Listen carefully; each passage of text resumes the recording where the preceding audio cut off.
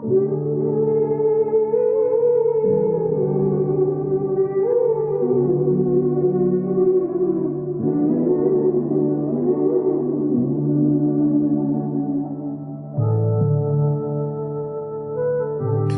දවසක් සියලු දෙනාටම 21 වන සියවසට උචිත ගුරු පෞරුෂයක් ගොඩනැගීම උදෙසා අධ්‍යාපනයේ නව ප්‍රවණතා පිළිබඳව සාකච්ඡා කරමින් සමස්ත ශ්‍රී ලංකා වාසී මානව ප්‍රාග්ධනය ගොඩනැගීම සඳහා ශක්තිමත් නිපුණතා පිරිච්ච ගුරු පරපුරක් ගොඩනැගීමට අප ආරම්භ කර සාර්ථකව පවත්වාගෙන යන අධ්‍යාපන සංගායනාවේ තවත් එක් දේශනයක් ආරම්භ කරන්න බලාපොරොත්තු වෙන්නේ.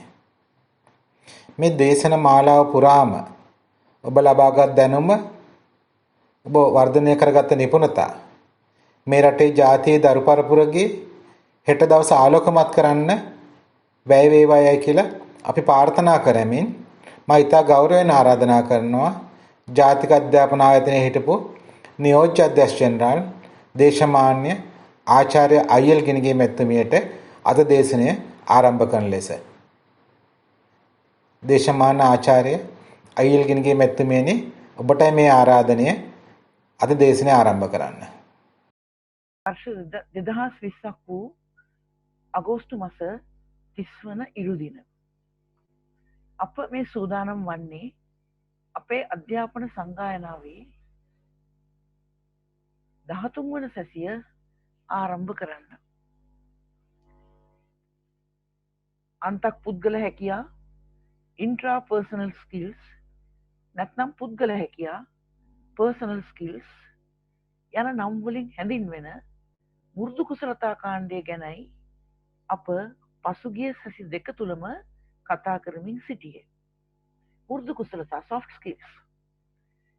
එතකොට පසුගිය සැසි දෙක තුලම අපි කතා කරමින් හිටියේ අන්තක් පුද්ගල හැකියා, ඒ කියන්නේ intrapersonal skills නැත්නම් පුද්ගල හැකියා, ඒ කියන්නේ personal skills යන නම් වලින් හැඳින්වෙන මුරුදු කුසලතා කාණ්ඩය ගැන. අද අප බලාපොරොත්තු වන්නේ තවත් පුද්ගල හැකියා විශේෂයක් ගැන කතා කරන්න.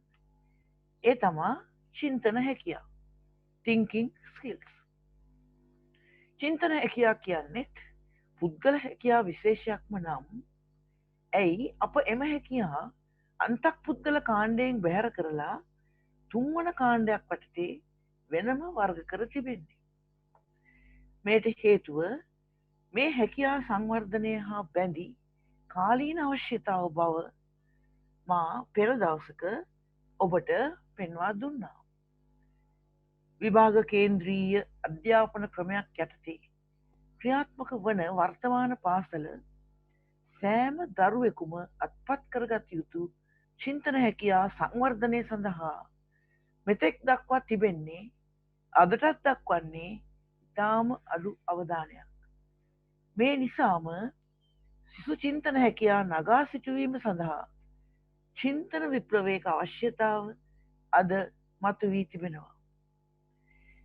චින්තන හැකියා සෙසු පුද්ගල හැකියාවන්ගෙන් වෙන් කර වෙනම කාණ්ඩයක් යටතේ වර්ග කර තිබෙන්නේ මෙන්න මේ නිසා. කාර්ය සාපල්‍ය පාසලක් ඇති කිරීම සඳහා පාසල් සිසුන් වඩවා ගත යුතු මූලික චර්යා පෙන්වා දෙන අපේ ප්‍රධාන රූපසටහනේ ඇතුළත රවුම වෙත නැවත යොමු වෙමින් වර්තමාන පාසල තුළ චින්තන හැකියා සංවර්ධනය ලබා තිබෙන නවස්ථානය තේරුම් ගන්න අපි දැන් උත්සාහවත් වෙමු. හොඳයි, මේක තමයි අපේ ප්‍රධාන රූපසටහන. අපි ඉන්නේ බාහිර රවුමේ නෙමෙයි, මැද රවුමේ නෙමෙයි, මේ ඇතුළත රවුමේ. මේ ඇතුළත රවුමේ ඔබට පේනවා කොටස් තුනක්: පුද්ගල කුසලතා, සමාජ කුසලතා හා චින්තන කුසලතා. මේ චින්තන කුසලතාත් පුද්ගල කුසලතාවලටමයි අයිති වෙන්නේ. නමුත් ඒ වැදගත්කම නිසා අපි ඒක වෙන් කරලා වෙනම කොටසක් වශයෙන් දක්වලා තියෙනවා. මේ කුසලතා තුන් වර්ගයටම අපි කියන්නේ ජෙනරික් කොම්පිටන්සිස් කියලා. ඒ කියන්නේ පොදු නිපුණතා. මැදරවුම බැලුවොත් ඔබට පේනවා මැදරවුමේ තියෙන්නේ සබ්ජෙක්ට් කොම්පිටන්සිස්. විෂය නිපුණතා. ඒවා දායක වෙන්නේ බුද්ධිමය සංවර්ධනයට.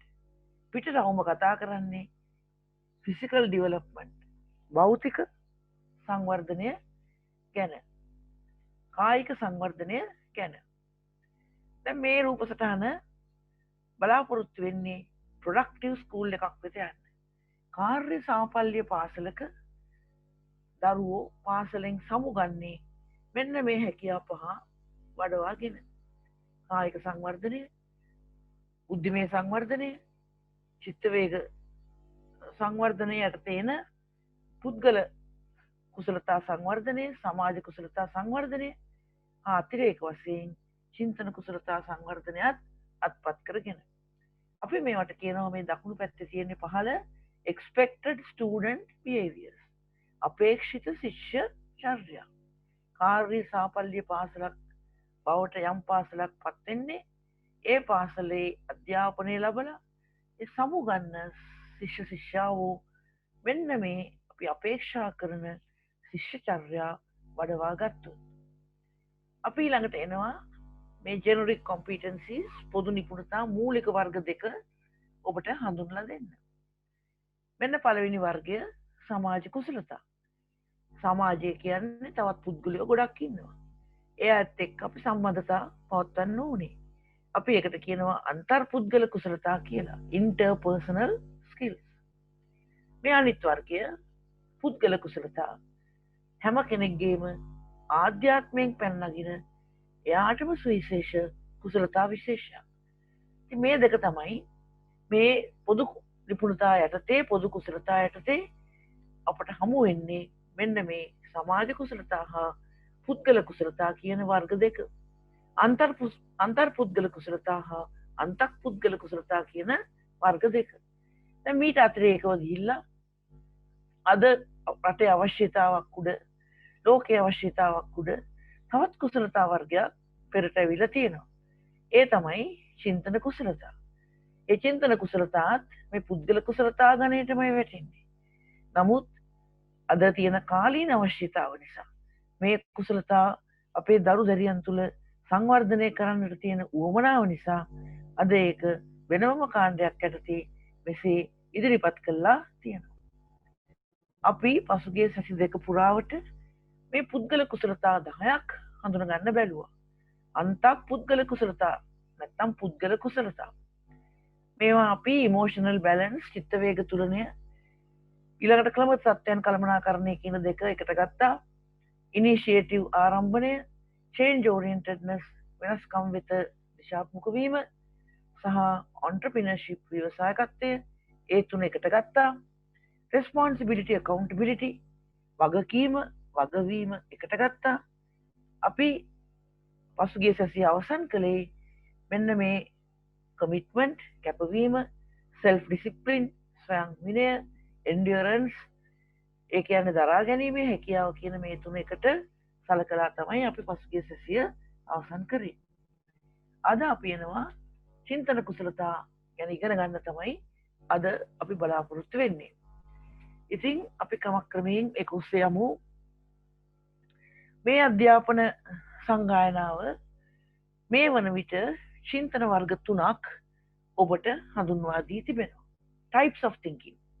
මින් මුල් චින්තන වර්ග දෙක කාලයක් තුල අප භාවිතා කර තිබෙන අපට හොඳින් හුරු පුරුදු අபிසාරී චින්තනය, convergent thinking හා අපසාරී චින්තනය, divergent thinking.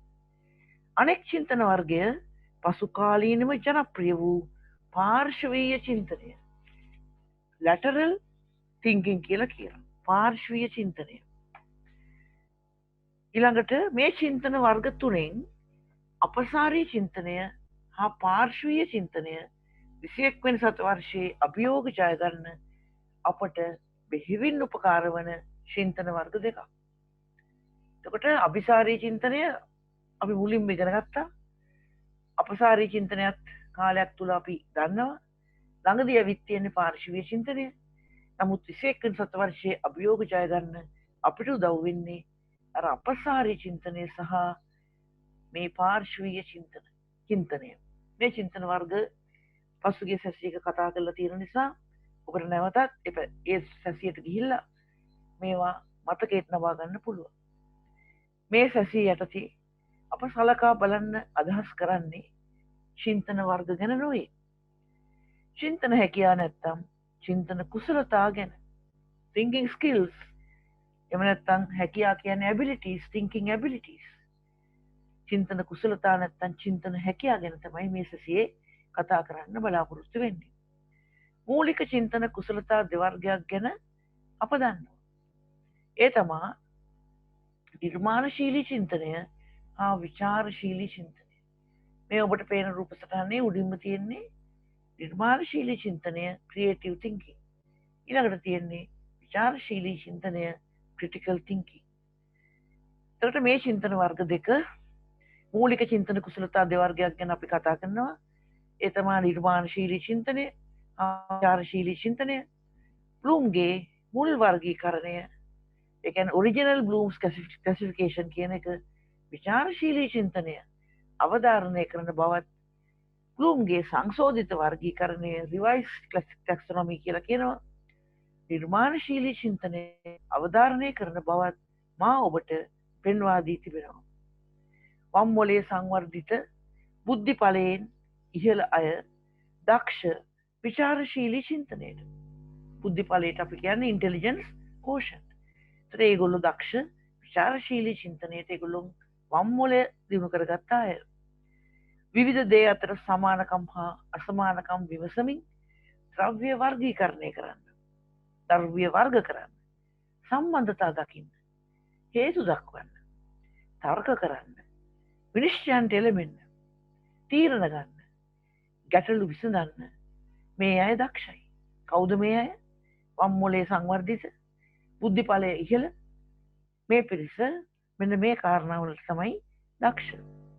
නිර්මාණශීලී හැකියාව වැඩිපුරම ප්‍රදර්ශනය කරන්නේ දකුණු මොලේ සංවර්ධිත පිරිස්. මේ නිසායි නවීකරණ, ඉනෝවේෂන්ස් හා නවෝත්පාදන, ඉන්වෙන්ෂන්ස් සඳහා වැඩි දායකත්වයක් දක්වන්න මේ අයට ඉඩ ප්‍රස්ථා ලැබෙන්නේ. ඔව්, එහෙනම් මේ නවීකරණ, නවෝත්පාදන බිහි කරන අය ඒ දකුණු මුලේ සංවර්ධනය වෙච්ච අය. ඒගොල්ලෝ නිර්මාණශීලී චින්තනයට දක්ෂයි. වම් මොලේ සංවර්ධනය වෙච්ච අය, බුද්ධි ඵලයෙන් ඉහළ අය, ඒගොල්ලෝ විචාරශීලී චින්තනයට දක්ෂයි. ඒ අයට තියෙන වෙනම හැකියාව.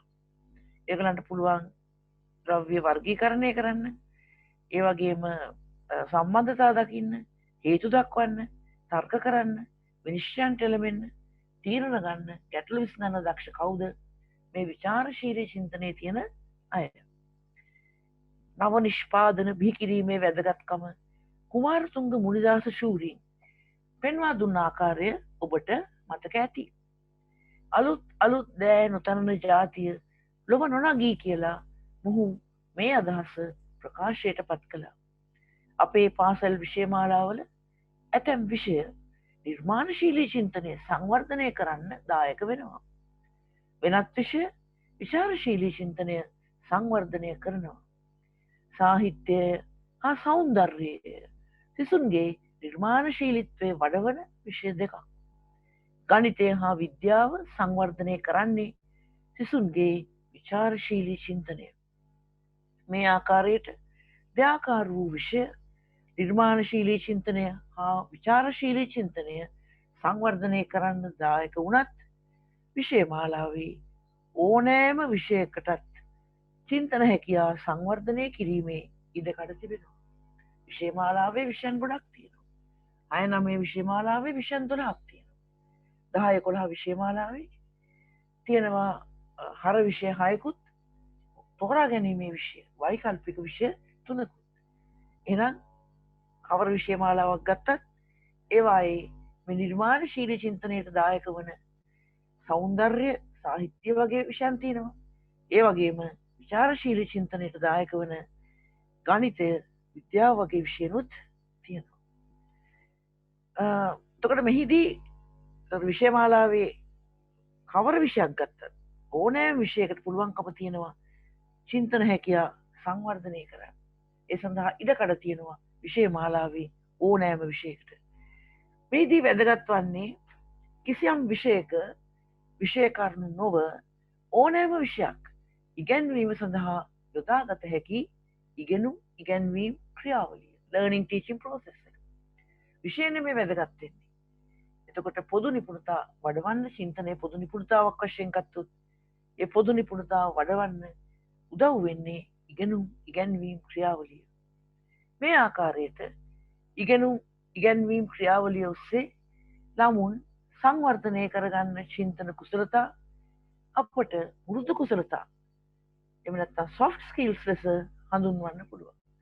ඉගෙනුම් ඉගැන්වීම් ක්‍රියාවලියෙන් චින්තනය වැඩෙනවා නම් එතන තියෙන්නේ ඒ වැඩෙන්නේ මෘදු කුසලතා. මේ කුසලතා යැපෙන්නේ කිසියම් විෂයක් මත නොව ඕනෑම විෂයකට අදාළ විෂය කරුණු ළමයාට පවරා දෙන ඉගෙනුම් ඉගැන්වීම් ක්‍රියාවලිය මත. මේ ආකාරයට සියලුම විෂයන්ට පොදු වූ පිළිවෙතක් චින්තන කුසලතා සංවර්ධනය සඳහා දායක වන නිසයි අප පොදු කුසලතා එන නාමය චින්තන කුසලතා සඳහා භාවිත කර තිබෙන්නේ. මේ පොදු කුසලතා එන නාමය සමාජ කුසලතාවලට භාවිත කරනවා, පුද්ගල කුසලතාවලට භාවිත කරනවා. අපි පසුගිය සැසියේ කතා කරපු මේ අද කතා කරන චින්තන කුසලතාවලට පොදු කුසලතා කියන වචනය අපි පාවිච්චි කරනවා. ඇයි එහෙම පාවිච්චි කරන්නේ? සියලුම විෂයන්ට පොදු වූ පිළිවෙතක් චින්තන කුසලතා සංවර්ධනය සඳහා දායක වන නිසා. මොකද්ද මේ පිළිවෙත? ඉගෙනුම් ඉගැන්වීම් ක්‍රියාවලිය. ඒ නිසා විෂය නිපුණතා ලෙස වගේම පොදු නිපුණතා ලෙසත් චින්තන හැකියා සංවර්ධනය කළ හැකි බව ඔබ තේරුම් ගන්න ඕන. මොකද විෂය මාලාවේ විෂයන් තියෙනවා. විද්‍යාව, ගණිතය, සෞන්දර්ය, සාහිත්‍ය, ඒ වගේ විෂයන් නිසාත් මේ චින්තන හැකියාව වැඩෙනවා. එතකොට ඒවා විෂය නිපුණතා වෙනවා. එහෙම නැත්නම් ඉගෙනුම් ඉගැන්වීම් ක්‍රියාවලිය හරහා ඕනෑම විෂයක් යටතේ චින්තන හැකියාව වඩවන්න පුළුවන්. එතකොට ඒවා පොදු කුසලතා බවට පත්වන බවයි මේ ඔබට පැහැදිලි කර දෙන්නේ. අප ඊළඟට අපේ අවධානය යොමු කරන්නේ විචාරශීලී චින්තනය වෙත. Critical thinking. මේ චින්තනය යටතේ ප්‍රධාන චින්තන වර්ග දෙකක් අපට හමු වෙනවා. ඒ තමා විශ්ලේෂණාත්මක චින්තනය ඇනලිටිකල් තින්කින්. ඒ වගේම තර්කානුකූල චින්තනය ලොජිකල් තින්කින්. ඕනෑම විද්‍යා විෂයක් විශ්ලේෂණ හැකියාව පාසල් සිසුන්ට අත්පත් කර දෙනවා. සමස්තය කොටස් වලට බෙදීමේ හැකියාව මේ යටතේ මූලිකයි. දැන් අපි මේ ඇනලිටිකල් තින්කින් ගැන කතා කරන්නේ. විද්‍යාව වගේ විෂයන් මේ විශ්ලේෂණාත්මක චින්තනය වැඩි දියුණු කරනවා. සමස්තය කොටස් වලට කැඩීම මේ විශ්ලේෂණය යනුවෙන් අපි හඳුන්වන්නේ. තර්කානුකූල චින්තනය දියුණු කරන්න වැඩි සහායක් ලබා දෙන්නේ ගණිත විෂය. ඊළඟට තියෙන තර්කානුකූල චින්තනය ඔන්න ගණිත විෂය දායකත්වයක් තියෙනවා. මේ චින්තන හැකියාව ගණිත විෂය හා සම්බන්ධ ප්‍රධාන අරමුණක් ලෙස පෙන්වා දෙනවා. තර්කානුකූල චින්තනය ගණිත විෂයේ ප්‍රධාන අරමුණක්. මිනිසා දෙආකාරයකින් තර්ක කරන්න උරු වී සිටිනවා. මුල් යුගයේ දාර්ශනිකයින් තර්කණය සඳහා යොදාගත්තේ නිගාමී ක්‍රමය. මෙන්න නිගාමී ක්‍රමය. Deductive logic. නිගාමී ක්‍රමය කියන්නේ ඩිඩක්ටිව් ලොජික්. මුල් යුගයේ හිටපු ප්ලේටෝ, සොක්‍රටිස් වගේ අය ඒගොල්ලෝ භාවිත කරේ මේ ඩිඩක්ටිව් ලොජික්. නිගාමී ක්‍රමය තමයි තර්කණය සඳහා භාවිත කළේ. පසුව සිදු වූ සමාජ විද්‍යා ක්ෂේත්‍රයේ පිබිදීමත් සමග උද්ගාමී තර්කණයද විසවසවන්න පටන් ගත්තා. Inductive logic. එතකොට සමාජ විද්‍යා කියන්නේ සෝෂල් සයන්සස්. ස්වභාවික විද්‍යා කියන්නේ නැචරල් සයන්සස්.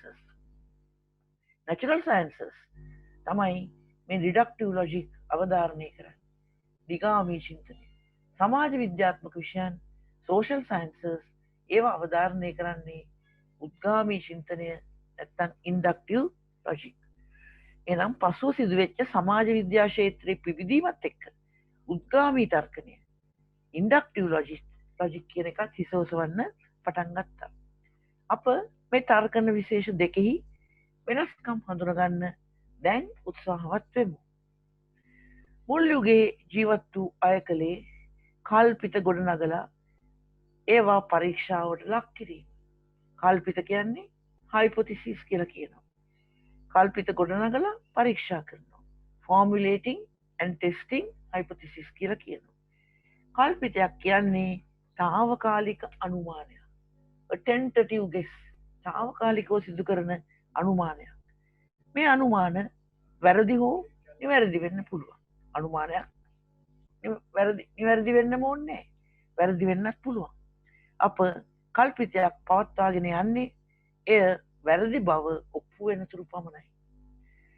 සියලුම හංසීන් සුදු පාටයි යනුවෙන් අපට කල්පිතයක් ගොඩනගන්න පුළුවන්. මෙන්න මේ වගේ දෙයක් කල්පිතයක් කියන්නේ. අපි తాවකාලිකව අනුමානයක් කරනවා. සියලුම හංසයන් සුදු පාටයි. ඊළඟට අප කරන්නේ නිරීක්ෂණ ඔස්සේ මේ කල්පිතය පරීක්ෂාවට ලක් කිරීම. වෙනත් පාටක හංසයෙකු දකින්නතුරු අපට මේ කල්පිතය නිවැරදියයි පිළිගන්න සිදු වෙනවා. වෙනත් පාටක හංසයෙකු දකින දවසක අප මේ කල්පිතය වැරදියයි පිළි අරගෙන එය ප්‍රතික්ෂේප කරනවා. We accept the hypothesis or we reject the hypothesis. එනම් වෙනත් පාටක හංසයෙකු දකින්නතුරු අපි මේ කල්පිතය පිළිගන්නවා, accept කරනවා. වෙනත් පාටක හංසයෙක් දැක්කදාට මේ කල්පිතය ප්‍රතික්ෂේප කරනවා, රිජෙක්ට් කරනවා. මේ තමයි ස්වභාවික විද්‍යාවන්, ඒ කියන්නේ නැචරල් සයන්සස් අනුගමනය කරන නිගාමී තර්කනය. එනම් විද්‍යා වර්ග දෙකයි. සමාජ විද්‍යා මේ උද්ගාමී තර්කනයත්, ස්වභාවික විද්‍යා මේ නිගාමී තර්කනයත් අවධාරණය කරන බව තමයි මේ කියන්නේ. ඩිඩක්ටිව් ලොජික් නිගාමී තර්කනය, ඉන්ඩක්ටිව් ලොජික් උද්ගාමී තර්කනය. ගණිතයේ ජ්‍යාමිතිය කොටස අපි දන්නවා ඇල්ජිබ්‍රා ජියොමෙට්‍රි කියලා කොටස් දෙකක් තියෙනවා. ගණිතය යටතේ මේ ජ්‍යාමිතිය කියන කොටස මේ ආකාරයට තර්ක කරන්න බාල පරපුර හැඩගස්වනවා. ඒත් වර්තමාන පාසල් සිසුන් දෙස බලන විට අපට පෙනී යන්නේ බහුතරය ජ්‍යාමිතිය වැනි විෂය ප්‍රතික්ෂේප කරන බව. ඒගොල්ලෝ කැමති නෑ ජ්‍යාමිතිය වගේ විෂයන්ට. ඒගොල්ලන්ට අමාරුයි ජ්‍යාමිතික විෂය. ජ්‍යාමිතිය විෂය දකුණු මොළය සංවර්ධිත අයට මේ විෂය එතරම් ගෝචර නොවීම මේට එක් හේතුවක් වන්න පුළුවන්. ඒ කෙසේ වෙතත් පන්තියක වැඩි පිරිස මේ විෂයට ඇලුම් කරන අය බවට පත් කරගන්න දක්ෂ ගුරුවරුන්ට හැකියාව තිබෙනවා.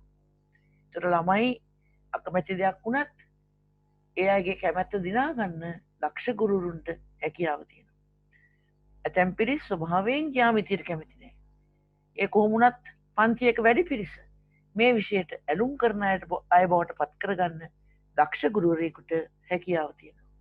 තර්ක ශාස්ත්‍රය, ඒ කියන්නේ ලොජික් කියලා විෂයකුත් ආපොස උසස් පෙළ සිසුන් ඉගෙන ගන්නවා. මේ විෂයත් පාසල් සිසුන්ගේ තර්කන හැකියාව සංවර්ධනය කරන්න දායක වෙනවා. උද්ගාමී තර්කනය භාවිත වන්නේ සමාජ විද්‍යා විශේෂත්‍රය යටතේ. අපි දැන් එනවා උද්ගාමී තර්කනය, ඉන්ඩක්ටිව් ලොජික්, සෝෂල් සයන්සස් යටතේ මේක ජනප්‍රිය වෙන්නේ. මේ පළමුව හඳුන්වා දුන් තර්කන විශේෂය වගේ පුළුල් ප්‍රස්තුතයකින් අරඹා ශ්‍රීශේෂත්වයට යොමු වන ක්‍රියාවලියක් නොවේ. මේ නිගාමී තර්කනය පටන් ගත්තේ කල්පිතයකින්. ඒක පුළුල් ප්‍රස්තුතයක්. ඊට පස්සේ අපි ඒ පිළිබඳ දත්ත පොඩි දත්ත එකතු කරලා ඒක සත්‍යාසත්‍යතාව බැලුවා. එහෙනම් දැන් මේ දෙවනුවට කියන උද්ගාමී තර්කනය අර කලින් ඉගෙන ගත්ත තර්කන විශේෂය වගේ පුළුල් ප්‍රස්තුතයකින් අරබලා සුවිශේෂත්වයට යොමු වන ක්‍රියාවලියක් වෙන්නේ නැහැ. මේ ක්‍රමයට තර්ක කරන අය තම කටයුතු ආරම්භ කරන්නේ සුවිශේෂ කරුණු වලින්. පුංචි දත්ත තමයි ඒගොල්ලෝ එකතු කරන්නේ. පාසලක තත්ත්වය විමසන පර්යේෂකයින් මොනවද කරන්නේ? මොවුන් පාසලට ගිහිල්ලා විවිධ පාසල් පිරිස් හමු වෙලා කතා බහ කරනවා. ඒ අයගෙන් දත්ත ලබා ගන්නවා. පාසල ගැන තොරතුරු දත්ත ලබා ගන්නවා. දත්ත ලබා දෙන පිරිස් අතර විදුහල්පති ප්‍රධාන අනෙකුත් කළමනාකරුවන්, ගුරුවරුන්, අනධ්‍යයන කාර්ය මණ්ඩලය හා සිසුන් වැදගත් තැනක් ගන්නවා. මේ තමයි පාසලක අභ්‍යන්තර ප්‍රජාව ඉන්ටර්නල් කමියුනිටි කියලා කියනවා. මේ අභ්‍යන්තර ප්‍රජාව හැරුණු විට බාහිර ප්‍රජාවක්ද පාසලකට තිබෙන බව සිටින බව අප අමතක නොකළ යුතුයි. එක්ස්ටර්නල් කමියුනිටි උත් පාසලකට තියෙනවා. මේ දෙවන කණ්ඩායමට අයත් වන්නේ දෙමව්පියන්, පාසලට එවන ළමයින්ගේ දෙමව්පියන්, ළමයි එවන දෙමව්පියන්, සුබ පතන්නන්, වෙල් විෂර්ස් ඇතුළු පාසල අවට සිටින අනෙකුත් පිරිස් ප්‍රජාවාසී ඉන් ද කමියුනිටි. එතකොට ඒ කමියුනිටි එකෙන් සමහර අය මේ පාසලට එන දරුවන්ගේ දෙමව්පියෝ, තවත් අය පාසලට සුබ පතන අය. ඒ අයටත් එහායින් ගියපු තව විශාල බාහිර ප්‍රජාවක් පාසලට තියෙනවා. පර්යේෂකයින් මේ සියලු දෙනාගෙන්ම දත්ත ලබා ගන්න. පොඩි පොඩි දත්ත එක එක්කෙනා පොඩි පොඩි කාරණා සුළු සුළු දත්ත සපයනවා. ඊට පසු විවේකී පරිසරයක මේ දත්ත විශ්ලේෂණය කරනවා. විවිධ අය ලබා දුන් පුංචි පුංචි අදහස් එක් රැස් කරලා පාසල ගැන ලොකු පින්තූරයක්, විශාල පින්තූරයක් ගොඩනගනවා. මේ තමා උද්ගාමී ක්‍රමයට තර්ක කරන අය කරන වැඩ පිළිවෙල.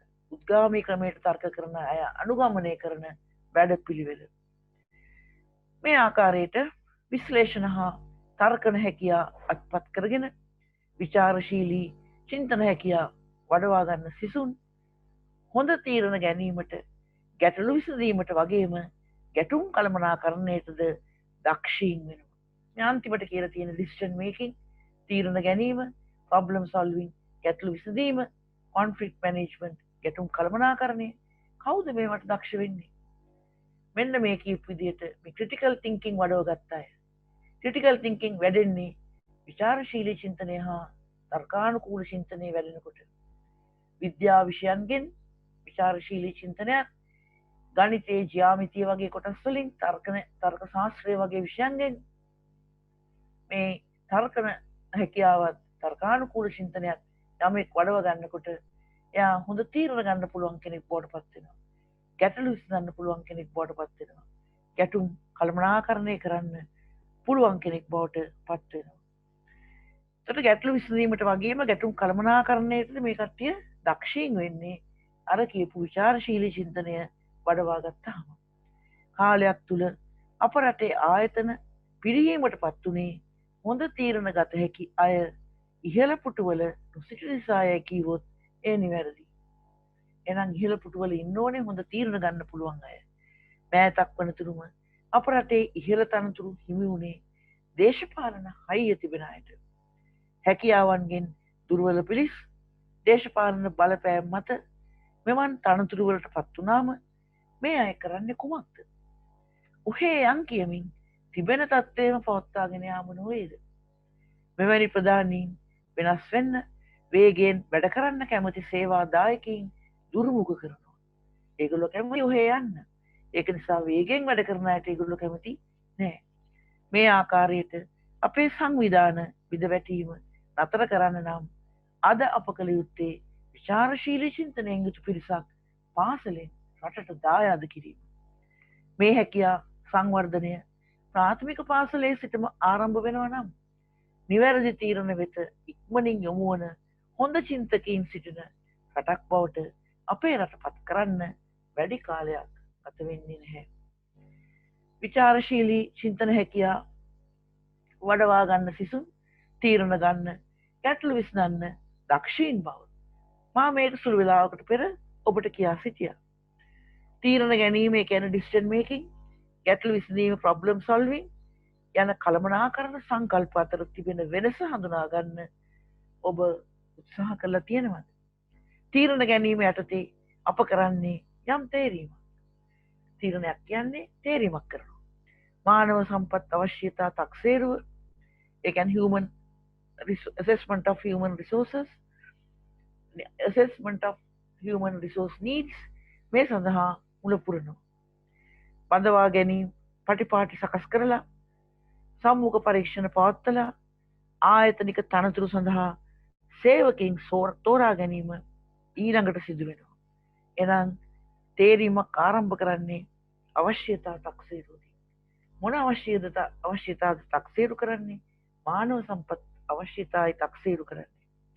අන්න එහෙම ආරම්භ කරලා ඊළඟට අර රික්‍රූට්මන්ට් ස්කීම්ස් හදනවා, බඳවා ගැනීම පටිපාටි සකස් කරලා ඊළඟට සම්මුඛ පරීක්ෂණ පවත්වලා ඉන්ටර්වියුස් කන්ඩක්ට් කළා ආයතනික තනතුරු සඳහා සේවකින් තෝරා ගැනීම සිලෙක්ෂන් ඔෆ් එම්ප්ලොයිස් තමයි සිදු වෙන්නේ. ඊට පස්සේ මේ දක්වා මා කතා කළේ මානව සම්පත් ආශ්‍රිත ගැටලුවක් හමුවේ ආයතනයක් ගන්න තීරණ කීපයක් පිළිබඳව. මොනවද ඒ තීරණ? එකක් තමයි අවශ්‍යතා තක්සේරුව. ආයතනයේ සේවක අවශ්‍යතා තීරණය කරනවා. මානව සම්පත් අවශ්‍යතා තීරණය කරනවා. ඊට පස්සේ බඳවා ගැනීම පටිපාටි හදනවා. සම්මුඛ පරීක්ෂණ වලට කැඳවනවා. ඊළඟට තෝරා ගැනීම කරනවා. එහෙනම් මානව සම්පත් ආශ්‍රිත ගැටලුවක් හමුවේ ආයතනයක් ගන්න තීරණ කීපයක් තමයි මේ අපි කතා බහට ලක් කළේ. මේ තීරණගත් පමණින් ආයතනයේ මුහුණ දෙන සේවක ගැටලුව විසඳෙන්නේ නැහැ. බඳවාගත් පුද්ගලයන් ස්ථානගත කිරීම, සේවය සඳහා දිශාභිමුඛ කිරීම, වැටුප් ලබා දීම, පෙළඹවීම වැනි මූලික කටයුතු වගේම ඔවුන්ගේ පුහුණුව හා සංවර්ධනය ගැනත් සොයා බලන්න ආයතනික කළමනාකරණයට සිදු වෙනවා. එහෙනම් තෝරගත්ත කට්ටිය ප්ලේස් කරන්න ඕනේ, ස්ථානගත කිරීම, ප්ලේස්මන්ට්, සේවය සඳහා දිශාභිමුඛ කරන්න ඕනේ, ඕරියන්ට්, වැටුප් ලබා දෙන්න ඕනේ, කොම්පෙන්සේෂන් කියලා කියනවා, කොම්පෙන්සේට් කරන්න ඕනේ, පොළඹවන්න ඕනේ, මොටිවේට් කරන්න ඕනේ. අන්න ඒ වගේ මූලික කටයුතු කරන්න ඕනේ. ඊට පස්සේ ඒගොල්ලන්ගේ පුහුණුව හා සංවර්ධනය ගැනත් සොයා බලන්න ආයතනික කළමනාකරණයට සිදු වෙනවා. Training and development. මේ ට්‍රේනින් කියන වචනේ අද භාවිත කරන්නේ නැහැ, এডুকেෂන් භාවිත කරන්නේ නැහැ. එහෙනම් ට්‍රේනින් කියන්නේ නිශ්චිත තත්ත්වයට යටතේ එකම දෙයක් නැවත නැවත කරනවා නම් කරන දෙයක්.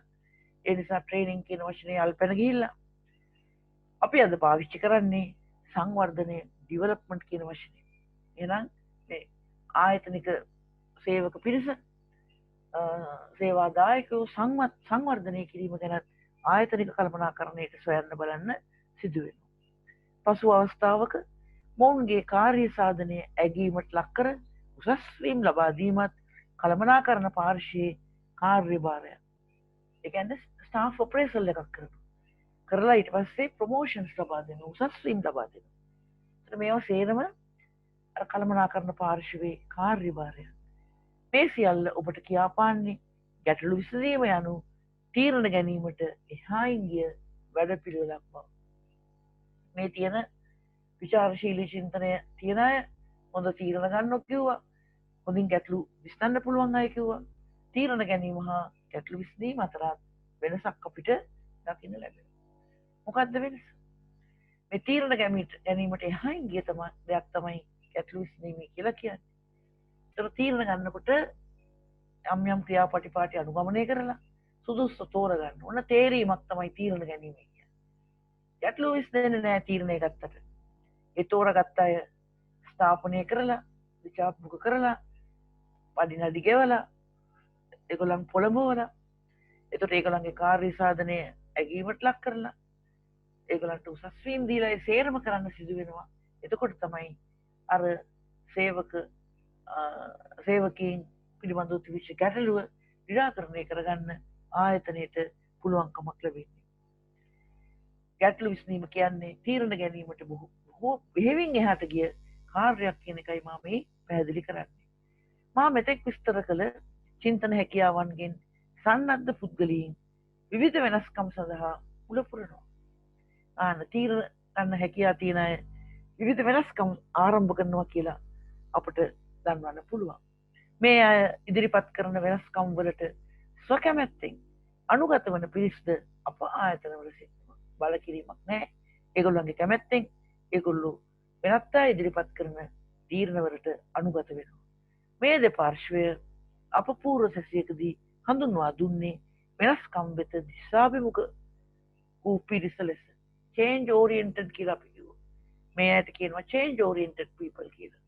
වෙනස්කම් වෙත දිශාභිමුඛ වූ පිරිස. එක්කෝ ඒගොල්ලෝ තමන්ගේම තීරණ ගන්නවා. එහෙම නැත්නම් වෙනත් කෙනෙක් ගත්ත තීරණයකට අනුගත වෙලා ඒකත් එක්ක කටයුතු කරමින් ඒ තීරණය ක්‍රියාත්මක කරන්න උදව් කරනවා. මොවුන් අතර අලුත් දේ ආරම්භ කිරීමේ හැකියාව. එහෙම නැත්නම් ආරම්භන හැකියාව තිබෙන අය ව්‍යවසායකත්ව හැකියාද ප්‍රදර්ශනය කරන නිසා මොවුන්ට හිමි වෙන්නේ විශේෂ තැන. එතකොට මේ වෙනස්කම් වෙත යොමු වෙච්ච පිරිස එක්ක ඒගොල්ලන්ගේම වෙනසක් ආරම්භ කරනවා. එහෙම නැත්නම් වෙනත් කෙනෙක් අරමුණ වෙනසකට අනුගත වෙලා ඒකට සහාය දෙනවා. මේ අයට අර ආරම්භන හැකියාව තියෙනවා.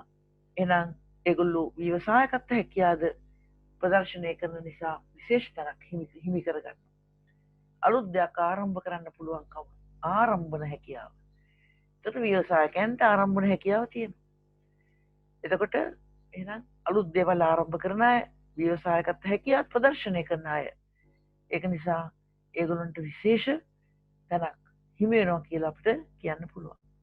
අර්ථවත් යම සාර්ථකව ආරම්භ කිරීමේ හැකියාව ව්‍යවසායකයන්ට තියෙනවා. meaningful අර්ථවත් යමක් කියන්නේ something meaningful. ඒගොල්ලන්ට සාර්ථකව successfully ඒගොල්ලන්ට ආරම්භ කරන්න පුළුවන්. වෙනස් වන පරිසරය සමග වෙනස් වෙන සූදානම් මේ අය නම්‍යශීලී පුද්ගලයා. flexible people. අපවට පරිසරය නිරන්තරයෙන් වෙනස් වෙනවා. අපි ඉන්නේ ගතික පරිසරයක. එහෙනම් වෙනස් වෙන පරිසරයත් එක්ක වෙනස් වෙන්න පුළුවන් මේ අය නම්‍යශීලී පුද්ගලී. ජය ගැනීමේ ආශාව නිසා මොවුන් අධිෂ්ඨානයෙන් හා කැපවීමෙන් වැඩ කරනවා. අධිෂ්ඨානයේ ඩිටර්මිනේෂන් කියලා එකක් තියෙනවා. කමිට්මන්ට් කියලා එකක් තියෙනවා. ජය ගැනීමේ ආශාව නිසා මේගොල්ලෝ අධිෂ්ඨානයෙන් හා කැපවීමෙන් වැඩ කරනවා. තමන්ගත් තීරණ හා ක්‍රියාමාර්ගවල ප්‍රතිඵල හඳුනා ගැනීම සඳහා පසු විපරමේ යෙදීමට යහපත් මෙන්ම අයහපත් ප්‍රතිඵල මැදහත් සිතින් ඉවසීමට පරාජයන්ගෙන් පාඩම් ඉගෙන අනාගතය සරු කර ගැනීමට මේ අයට හැකියාව තියෙනවා. ආපස්සට හැරිලා බලනවා. රිෆ්ලෙක්ට් කරනවා. පසු විපරම රිෆ්ලෙක්ෂන්. එහෙනම් තමන් ගත්ත තීරණ හා ක්‍රියාමාර්ගවල ප්‍රතිඵල හඳුනා ගන්න තමයි මේ පසු විපරමේ යෙදෙන්නේ. එතකොට ඒගොල්ලන්ට පේනවා තමන්ට ලැබුණු යහපත් ප්‍රතිඵල ඒ වගේම අයහපත් ප්‍රතිඵල. යහපත් ප්‍රතිඵල දැක්කහම සතුට වෙනවා. අයහපත් ප්‍රතිඵල වුණත් මැදහත් සිතෙන් පිළිගන්නවා, ඉවසනවා. තමන්ට වෙච්ච පරාජයන්ගෙන් පාඩම් ඉගෙනගෙන අනාගතය සරු කරගන්න මේ අයට හැකියාව තියෙනවා. මේ අර ව්‍යවසායකත්ව ගුණාංග ගැන තමයි මේ කතා කරන්නේ. වෙනස්කම් වෙත යොමු වෙච්ච අය අලුත් දේ ආරම්භ කරනවා නම් ඒගොල්ලන්ට ව්‍යවසායකත්ව හැකියාවක් තියෙනවා කියලා අපි කියලා අපි එහෙනම් ඒගොල්ලන්ගේ ලක්ෂණ කීපයක් තමයි මේ කතා කළේ. ඒගොල්ලෝ ෆ්ලෙක්සිබල්, නම්‍යශීලී. ඒගොල්ලන්ට ඩිටර්මිනේෂන් තියෙනවා, අධිෂ්ඨානයෙන් යුක්තයි. කැපවීම තියෙනවා. ඒගොල්ලන් කමිටඩ්. මේ ආදී වශයෙන් අපි ඒගොල්ලන්ගේ තවත් ලක්ෂණ කතා බහට ලක් කරනවා. අද සමාජයේ බොහෝ අයට වෙනස්කම් කිරීමට පවා එවන්නක් ගැන සිතීමටවත් හැකියාව නැහැ. තමන් විසින් ගොඩනගාගත් පහසුතා කලාපයකට කොටු වී සිටින මේ අයට අලුත් දේ අමාරු දේ කිරීමේ අවශ්‍යතා නැහැ. අද හුඟ දෙනෙක් ඉන්නේ කම්ෆර්ටබල් සෝන් එකක. පහසුතා කලාපයකට කොටු වෙලා ඉන්නේ. හරි පහසුයි එතන ඉන්න එක. අලුත් දේ කරන්න ඕන කමක් නැහැ. අලුත් දේ කරලා දුක් විඳින්න ඕන කමක් නැහැ. අමාරු දේ කරන්නත් අවශ්‍යතාවක් නැහැ. පහසුතා කලාපයෙන් පිටතට යාම තම සංවර්ධනය සඳහා හේතු වෙන බව මේ අය දන්නවා. නමුත් එම ගමනේදී මුණ දීමට සිදුවෙන දුෂ්කරතා නිසා පහසුතා කලාපයේ රැඳී සිටීමටයි මොවුන් කැමති. අලුත් දේ ආරම්භ කරන්න මේ අය බයයි. වෙනත් කෙනෙක් අරමුණ නවීකරණයකට හෝ අත දෙන්න මේ අය සූදානම් නැහැ. වෙනසට ප්‍රතිරෝධය දක්වන මොවුන් වෙනස්කම් ආරම්භ කරන අය අකර්මණ්‍ය කිරීමට සෑම උත්සාහයක්ම දරනවා.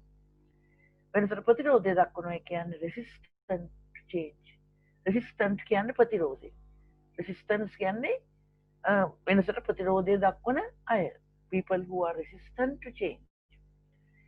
එහෙනම් තමන් වෙනස්කම් කරන්නෙත් නැහැ. තමන් කැමති පහසුතා කලාපයට වෙලා ඉන්න, පහසුවෙන් ඉන්න, කරදර දුක් විඳින්න කැමති නැහැ. තමන් වෙනසක් කරන්නෙත් නැහැ. වෙනත් කෙනෙක් ආරම්භ කරන වෙනස්කම් ආරම්භ කරන අය අකර්මණ්‍ය කරන්නත් මේගොල්ලෝ සෑම උත්සාහයක්ම ගන්නවා. රටක් වශයෙන් අපේක්ෂිත සංවර්ධන ඉලක්ක ළඟා කර ගැනීමට අද ශ්‍රී ලංකාව අසමත්ව ඇත්තේ අපේ අධ්‍යාපන ක්‍රමය මෙවැනි පිරිස් වැඩියෙන් බිහි කරන නිසා. මොන වගේ පිරිස්ද? චේන්ජ් ඕරියන්ටඩ් නැති අය, වෙනස්කම් වෙත යොමු වෙලා නැති අය, වෙනස්කම් ආරම්භ කරන්නේ නැති අය, අඩුම තරමේ වෙනත් කෙනෙක් ආරම්භ කරන වෙනසකට හෝ සතුටෙන් එකතු වෙලා අත දෙන්නේ නැති අය, වෙනස් වීමේ අවශ්‍යතාව පෙන්වා දෙන බොහෝ කියමන් ඔබට හමු වෙලා ඇති. පෙරලෙන ගලේ පාසි නොබැඳී යන්න කුඩා කාලයේ සිටම අපේ අවධානයට ලක් වූ කියමන. මේ අදහසම ගෙන දෙන වෙනත් කියමන් රාශියක් ගැනද අපට අහන්න ලැබෙනවා. මම ඒවා දෙකක් ඔබට කියනවා. ඔන්න පළවෙනි එක පෙරලෙන ගලේ පාසි නොබැඳී පොඩි කාලේ අපි ඉගෙන ගත්ත මේ අලුත් කියමන් දෙකක්. නගුලට අකීකරු බිමෙන් හොඳ අස්වැන්නක් ලැබිය නොහැකිය. අන්න එකක්. ගල් කටුවට නොකැඩෙන ගලෙන් ප්‍රතිමා නිලිය නොහැක. යම් කිසි බිමක් නගුලට අකීකරු නම් හොඳ අස්වැන්නක් ලබන්න බෑ. යම් කිසි ගලක් ගල් කටුවට කැඩෙන්නේ නැත්නම් ඒකෙන් ප්‍රතිමා නෙලන්න බෑ. එහෙනම් අපි වෙනස් වෙන්නේ නැත්නම් අපට වෙන හානි තමයි මේ පෙන්වලා දෙන්නේ. මේ සියල්ල වෙනස් නොවීමේ අවාසි නැත්නම් ආධිනව අපට පෙන්වලා දෙනවා. අවාසි වලට කියන්නේ ආධිනව කියලා. එහෙනම් මේ ප්‍රස්තාව පිළිතුරු තුනම අපිට පෙන්වලා දෙන්නේ වෙනස් වෙන නැති එකේ තියෙන අවාසි. මේ අනුව වෙනස් වීම සඳහා අප සියලු දෙනා සූදානම් විය යුත්තේ කුඩා කලපට. මේක වැඩිහිටි වෙලා කරන්න පුළුවන් දෙයක් නෙවෙයි. පුංචි කාලේ ඉඳන් අපි වෙනස්කම් වෙත යොමු වුණොත් වෙනස ප්‍රිය කරන්න ගත්තොත් අපි වැඩිහිටි වුණාම වෙනස්කම් කරන අය බවට පත් වෙනවා. එහෙත් දීර්ඝ කාලයක් තුල අප රටේ පැවති අදටත් පවතින විභාග කේන්ද්‍රීය අධ්‍යාපන ක්‍රමය වෙනස්කම් කළ හැකි තරුණ පිරිස් රටට ලබා දීම අවහිර කරනවා. වෙනස්කම් වලට ඔරොත්තු දිය හැකි පිරිස් පවා අප රටේ බිහිවන්නේ අල්ප වශයෙන්. වෙන කෙනෙක් කරන වෙනස්කමක් දරා ගන්න පුළුවන් අය. ඒකට සම්බන්ධ වෙන්න පුළුවන් අය. අනුගත වෙන්න පුළුවන් අය. අනුවර්තනය වෙන්න පුළුවන් අය. ඒ වගේ අයත් ඉන්නේ අල්ප වශයෙන්. එතකොට මෙතන අපි කියන්නේ කාලයක් තුල මේ අපිට මේ විභාග කේන්ද්‍රීය අධ්‍යාපන ක්‍රමය මේකට ප්‍රධාන වශයෙන් බලපානවා. වෙනස්කම් කළ හැකි තරුණ පිරිස් රටට ලබා දීම අවහිර කරලා තියෙනවා. විභාග කේන්ද්‍රීය අධ්‍යාපන ක්‍රමය. ශ්‍රී ලාංකීය ජනතාවගෙන් බහුතරය අද වෙනස්කම් වෙත යොමු වන්න මැලිවන්නේ ඇයි? වෙනස දුක් ගැහැට විඳිය යුතු, වෙහෙස මහන්සි විය යුතු තරමක අපහසු කාර්යයක් වන බව දන්න නිසා. පහසුතා කලාපේ ඉඳන් වෙනස්කම් කරන්න බෑ. මොකද වෙනස කියන්නේ දුක් ගැහැට විඳිය යුතු දෙයක්. වෙහෙස මහන්සි විය යුතු අපහසු කාර්යයක් තමයි වෙනස කියලා කියන්නේ. මේ தত্ত্বය යටතේ අප රටේ බොහෝ සංවිධාන නැත්තම් ආයතන අදටත් භාවිත කරන්නේ ගතානුගතික ක්‍රම පිළිවෙල. ආයතනයකට කියන තව වචනයක් සංවිධානය.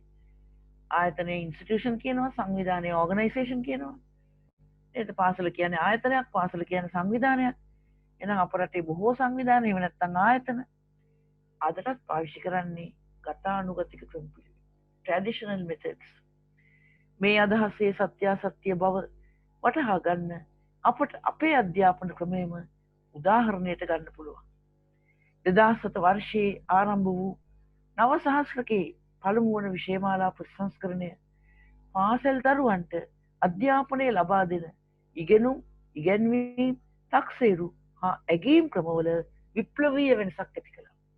අපි මේවට කියනවා learning, teaching, assessment and evaluation procedures. Happy පේන වෙනසක් මේවා ඇති කළා 2007 විෂයමාලා ප්‍රතිසංස්කරණය. වෙනත් වචනයෙන් කියනවා නම් ගුරුවරයා ගතානුගතික ගුරු භූමිකාවලින් මුදවලා පරිණාමන ගුරු භූමිකාව ක්‍රියාත්මක කරන්නෙක් බවට පත් කරන්න මහා පරිමාණ උත්සාහයක් දරුවා. ගුරුවරුන් හිර වෙලා ඉන්නේ ට්‍රැඩිෂනල් ටීචර් රෝල්ස් වල. ගතානුගතික ගුරු භූමිකාවල.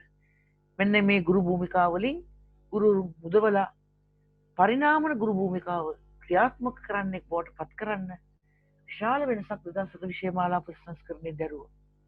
ඒත් මේ වෙනස බාරගෙන ඉදිරියට ගෙන යන්න අධ්‍යාපන පද්ධතියේ සියලු දෙනා ඒකරාශී වුණේ නැහැ. අධ්‍යාපන පද්ධතියට අලුතින් හඳුන්වා දුන් සුතත්ති ඇගීම් ක්‍රමය, ඔතෙන්ටික් ඉවැලුවේෂන් මෙතඩ් එක කඩා බිඳ දැමීමට ඇතමුන් ක්‍රියාත්මක වුණා. විවිධ පාසල් විවිධ දුෂ්කරතා මැද මේ විෂයමාලා ප්‍රතිසංස්කරණයට අවතීර්ණ වුවත් එම දුෂ්කරතා ජයගන්න ඉහලින් ලැබුණු සහාය අවම වුණත් නව අදහස් වලට හරස් වූ අය වගේම එම අදහස් ඉතා ඕනෑකමින් ඉදිරියට ගෙන යන්න සූදානම් පිරිසක්ද මේ අතර සිටියා. ඕනෑම විෂයමාලා ප්‍රතිසංස්කරණයකට බොහෝ දුෂ්කරතා වලට මුහුණ පාන්න සිදු වෙනවා. එතකොට ඒ ඉහලින් ලැබෙන ඒ දුෂ්කරතා ජය ගන්න ඉහලින් ලැබෙන සහාය අවමයි. දැන් පන්තියක ළමයි සංඛ්‍යාව 25කට 30කට අඩු කරන්න කියලා විෂයමාලා හදන කට්ටිය ඉල්ලනවා. ඊළඟට දෛනික කාලසටහනේ මිනිත්තු 40 පැයකට වැඩි කරලා දෙන්න කියලා ඉල්ලනවා. එතකොට ඉහලින් ලැබෙන සහාය හරි අඩුයි. මේ වෙනස්කම් සඳහා මේ දුෂ්කරතා ජය ගන්න ඉහලින් ලැබෙන සහාය අවම වුණත් එතකොට අර ඇතැම් පිරිස් ඉන්නවා ඉතා ඕනෑකමින් අර අලුතෙන් ඉදිරිපත් කරන අදහස් ඉතා ඕනෑකමින් ඉදිරියට ගෙන යන්න සූදානම් අය අපේ ආයතනවල ඉන්නවා. නමුත් සැලකිය යුතු පිරිසක් නව අදහස් පෝෂණය කර ඉදිරියට ගෙන යන්නට මැලි වූ නිසා ඉදිරියට ගෙන යාමට මැලි වූ නිසා සුපුරුදු පහසුතා කලාපයේම රැඳී සිටීම ප්‍රිය කළ නිසා අපේ ගුරුවරුන් අදටත් ඉන්නේ සම්ප්‍රේෂණය හා ගනුදෙනුව කියන ගතානුගතික ගුරු භූමිකා දෙකේ. කාර්මික විප්ලවයට කලින් අපි කියනවා සම්ප්‍රේෂණය ජනප්‍රිය වුණා. කාර්මික විප්ලවයෙන් පස්සේ ඒ සිදුවෙන සංවර්ධනයත් එක්ක ඊට ගැලපෙන අනාගත પરම්පරාවක් බිහි කිරීම සඳහා ගනුදෙනු ගුරු භූමිකාව ජනප්‍රිය වුණා. එහෙනම් ලෝකයේ සෙසු රටවල ගුරුවරුන් දැන් යොමු වී සිටින පරිණාමන ගුරු භූමිකාව transformation role of the teacher කියලා කියනවා. වෙත යොමු වෙන්න මේ අයට තව බොහෝ කල් ගත වෙන බවකුයි අද අපට පෙනෙන්න තියෙන්නේ. දැන් අපි මේ ස්ලයිඩ් එක බලමු. මේකට 3T මොඩල් කියලා කියනවා. T අකුරු තුනකින් තමයි මේ ගුරු භූමිකා තුන ආරම්භ වෙන්නේ. මෙන්න දෙවන ලෝක යුද්ධයට පෙර ඒ කියන්නේ කාර්මික විප්ලවයට කලින් තිබුණේ transmission role of the teacher සම්ප්‍රේෂණ ගුරු භූමිකාව. ඊට පස්සේ ගනුදෙනු ගුරු භූමිකාව transaction role of the teacher. මේ දෙකම යල්පැන ගිහිල්ලා අද හුඟක් ජනප්‍රිය වෙලා තියෙන්නේ. ලෝකේ වෙනත් රටවල ගුරුවරුන් අද සූදානම් කරන්නේ යොමු වෙන්නේ අලුත් ගුරු භූමිකාවට. ගුරු භූමිකාවකට ඒකට කියනවා පරිණාමන ගුරු භූමිකාව කියලා. එහෙනම් ලෝකයේ සිසු රටවල ගුරුවරුන් දැන් යොමු වී සිටින පරිණාමන ගුරු භූමිකාව වෙත යොමු වෙන්න අපේ රටේ ගුරුවරුන්ට තව බොහෝ කල් ගත වෙන බවකුයි පේන්න තියෙන්නේ. මොකද නව අදහස් පෝෂණය කරලා ඉදිරියට යන්න මැලි. සුළුතරයක් තමයි එහෙම අලුත් දෙයක් ඉදිරිපත් වෙනකොට ඒකත් එක්ක එකතු වෙලා ඒකාග්‍ර වෙලා අනුගත වෙලා ඉස්සරහට යන්නේ. අනිත් අය තමා ඉන්න පහසුතා කලාපයෙන් ඉන්න හදනවා. ඒ නිසා අදටත් බහුතර ගුරු පිරිසක් තාම ඉන්නේ සම්ප්‍රේෂණ ගුරු භූමිකාවේ. එහෙම නැත්නම් ගනුදෙනු ගුරු භූමිකාවේ. වෙනස්කම් කිරීම හෝ අඩුතරමින් අන් අය හඳුන්වා දෙන වෙනස්කම් වලට ඔරොත්තු දීම යන කාරණාවල වාසි පැහැදිලි කර දීම සඳහා පොඩි කතාවක් ඔබට කියන්නයි මා දැන් සූදානම් වන්නේ. දැන් අපිට හොඳට පේන දෙයක් සමහර අය කිසිම වෙනස්කමක් කරන්න ඉදිරිපත් වෙන්නේ නැහැ. වෙනස්කම් කරන්න බෑ ඒගොල්ලන්ට. අලුත් දෙයක් ආරම්භ කරන්න බෑ. අඩුතරමින් වෙනත් කෙනෙක් හඳුන්වා දෙන වෙනස්කම් වලට ඔරොත්තු දීමටවත් සමහර අය ඉදිරිපත් වෙන්නේ නැහැ. උදව් කරන්නවත් ඉදිරිපත් වෙන්නේ නැහැ. එතකොට මෙන්න මේ වෙනස්කම් කිරීම එහෙම නැත්නම් වෙනස්කම් වලට ඔරොත්තු දීම කියන කාරණාවල වාසි පැහැදිලි කර දෙන්න මම දැන් බලාපොරොත්තු වෙන්නේ පොඩි කතාවක් ඔබට ඉදිරිපත් කරන්න. මෙය එක ළඟ පිහිටලා තියෙන තිබුණ ගල් වැටි දෙකක කතාව. පිළිම නෙලන්නෙක් මින් එක් ගල් වැටියක් ළඟට આવුත් මෙහෙම කියනවා. මා කැමති ඔබ ලස්සන බුදු පිළිමයක් බවට පත් කරන්න. ඒ තත්ත්වයට පත් වෙන්න නම් ඔබට යම් දුක් පීඩා විඳදරා ගන්න සිදු වෙයි. මේ ගල් වැටිය හැදවෙන්න කැමති. නමුත් කුඩා පරිමාණයේ හෝ දුකක් වේදනාවක් විඳින්න නම් කැමති නෑ. ඒ නිසා ගල් වැටිය පිළිම නෙලන්නාගේ යෝජනාව ප්‍රතික්ෂේප කරනවා. පිළිම නෙලන්නා දෙවන ගල් වැටිය ළඟටත් ගිහිල්ලා ඒ යෝජනාවම කරනවා. වෙනසට කැමති මේ ගල් වැටිය මේ යෝජනාව දැක්කේ තමන්ට ලැබෙන අනර්ග අවස්ථාවක් ලෙස, විශේෂ ප්‍රතිලාභයක් ලෙස. ඒ නිසා ඒ ගල් වැටිය පිළිමනෙලන්නාගේ යෝජනාවට කැමති වෙනවා. පිළිමනෙලන්නා ලස්සන බුදු පිළිමයක් බවට මේ ගල් වැටිය පත් කරනවා. කාලයක් සමග මේ පිළිමේ ගැන ආරංචිය රටේ පැතිර යනවා. දෙස් විදෙස් සංචාරකීන් මේ බුදු පිළිමය බැඳ පුදා ගන්න මේ ස්ථානයට එනවා. වෙනස් වෙන්න කැමති වූ ගල මේ අනුව ලෝකයාගේ වැදුම් පිදුම් වලට පුද සත්කාර වලට ලක් වෙන්න පටන් ගන්නවා. බුදු පිළිමය වන්දනා කරන්න එන බැතිමුතුන් අසර තිබෙන අනෙක් ගල් වැටිය පාවිච්චි කරන්නේ තමන්ගේ වෙහෙස නිවා ගන්න. ඒ අය ඒ ගල් වැටිය මත හිඳ ගන්නවා, සැතපෙනවා, බඩු බාහිර ආදී තියෙනවා. ඒ විතරක් නෙවෙයි පාවහන් පවා ආරක්ෂා කරගන්න මේ ගල් වැටිය යොදා ගන්නවා.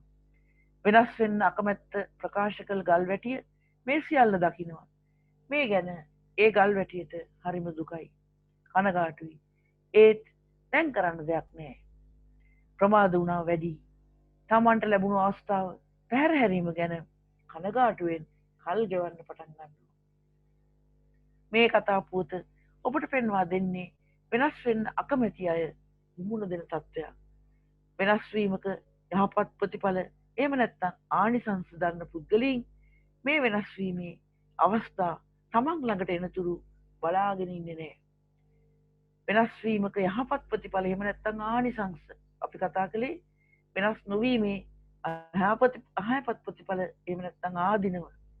දැන් තවත් පිරිසක් ඉන්නවා වෙනස් වීමක යහපත් ප්‍රතිඵල එහෙම නැත්නම් ආනිසංස දන්න පුද්ගලයන්. ඒගොල්ලෝ වෙනස් වීමේ අවස්ථා තමන් ළඟට එනතුරු බලා ඉන්නේ නැහැ. ඒ අය වෙනස් වීම සොයාගෙන යනවා. නව සහස්‍රකය ඔබට උදා කරලා තියෙන්නේ ඒ වගේ අවස්ථාවක්. ලෝක බොහෝ දේ වගේම අධ්‍යාපන ක්‍රමවලද වෙනස්කම් ඇති වෙනවා. අප මේවා හඳුන්වන්නේ යුග පෙරලි වශයෙන්. ඉංග්‍රීසියෙන් කියන්නේ යුග පෙරලියට පැරඩයිම් ශිෆ්ට් කියලා.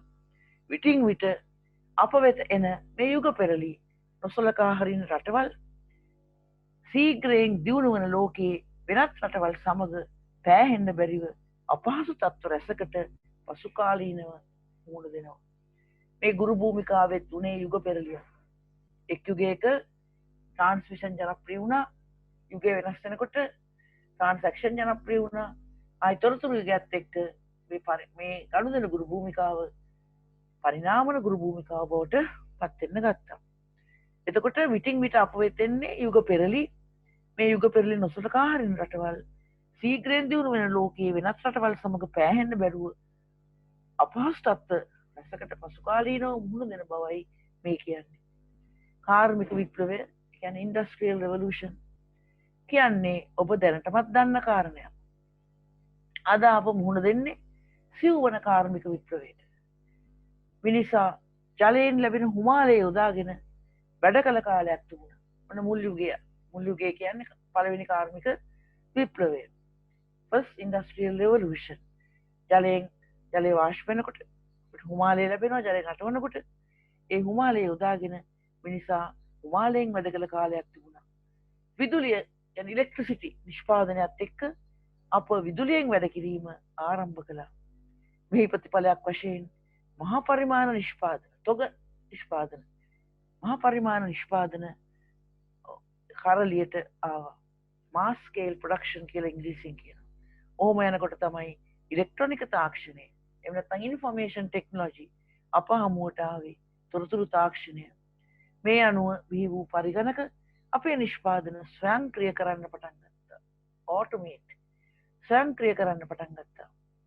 අද අප දකින්නේ සැබැදුම් නැත්නම් සම්බන්ධතාව පෙරටු කරගත් යුගය. කනෙක්ටිවිටි කියන එකයි මේකේ අදහස. සැබැදුම් නැත්නම් සම්බන්ධතාව පෙරටු කරගත් යුගය. විවිධ වර්ගවල තාක්ෂණ ඒකාබද්ධ කරමින් ජෛව, භෞතික හා ඩිජිටල් යන ක්ෂේත්‍ර අතර මායිම් මකා දමන්න මේ සම්බන්ධතා අද ක්‍රියාත්මක වෙනවා. එහෙනම් ජීවි ගෝලයක් තියෙනවා. එතකොට ජෛව ගෝලය ඊළඟට තව ක්ෂේත්‍රයක් තියෙනවා. ඒක භෞතික ෆිසිකල් කොටසක් තියෙනවා. ඩිජිටල් කොටසකුත් තියෙනවා. ක්ෂේත්‍රයකුත් තියෙනවා. මේ අතර මායිම් තිබුණා. දැන් මේ සබඳුම් තාක්ෂණයේ යටතේ එහෙම නැත්නම් සම්බන්ධතා ඇති කර ගැනීම යටතේ මෙන්න මේ අර මායිම් මකා දමන්න අපට හැකියාව ලැබෙනවා. එහෙනම් අප අද ජීවත් විය යුත්තේ මේ යුගයට ගැලපෙන විදියට. හොඳයි ඒ කාරණේ අපි කතාවක් ඔස්සේ නැවත බලමු. First industrial revolution. පළමුවෙනි කාර්මික විප්ලවය. Water and steam power to mechanize production. ජලය සහ ආශ්ප හුමාලය හුමාලයෙන් ලැබෙන බලය මොකටද පාවිච්චි කරේ අපේ නිෂ්පාදන යාන්ත්‍රීකරණය කරන්න. mechanized production. ඊළඟ යුගයේ second industrial revolution electric power විදුලි බලය ආවා. ඒ තුලින් අපට mass production වලට යන්න පුළුවන් වුණා. මහා පරිමාණ නිෂ්පාදන තොග නිෂ්පාදන වලට අපි ගියා. තුන්වෙනි කාර්මික විප්ලවය ඉලෙක්ට්‍රොනික තාක්ෂණය තොරතුරු සංනිවේදන තොරතුරු තාක්ෂණය කලෙලියට ආවා. ඒකෙන් අපිට පුළුවන් වුණා ස්වයංක්‍රීය නිෂ්පාදන වෙත යන්න to automate production. අපේ නිෂ්පාදනය ස්වයංක්‍රීය කරන්න. අද අපි ඉන්නේ හතරවෙනි කාර්මික යුගයේ. අන්න එතෙන්දි මොකද්ද කරන්නේ? a fusion of technologies. අපි තාක්ෂණ වර්ග කීපයක් ඒකාබද්ධ කරනවා. to blur the lines. මේ lines මකා දාන්න. මායිම් මකා දාන්න. මොනව අතර මායින්ද? භෞතික ක්ෂේත්‍රයේ, ජීව විද්‍යාත්මක ක්ෂේත්‍රයේ, ඩිජිටල් ක්ෂේත්‍රයේ ස්ෆියර් කියන්නේ ඒ ක්ෂේත්‍ර මේ ක්ෂේත්‍ර වෙන් වෙලා තියෙන්නේ ඒ අතර මායිම් තියෙනවා. මේ මායිම් මකා දාන්න තමයි එහෙනම් මේ අද ඉස්සරහට අවිලා තියෙන්නේ a fusion of technologies to blur the lines between physical, biological and digital spheres. සබඳුම් තාක්ෂණයක්. කනෙක්ටිවිටි කියන එකක්, රිලේෂන්ෂිප්ස් තියෙන එකක්, සම්බන්ධතා තියෙන එකක් ඇති කරන එකක්.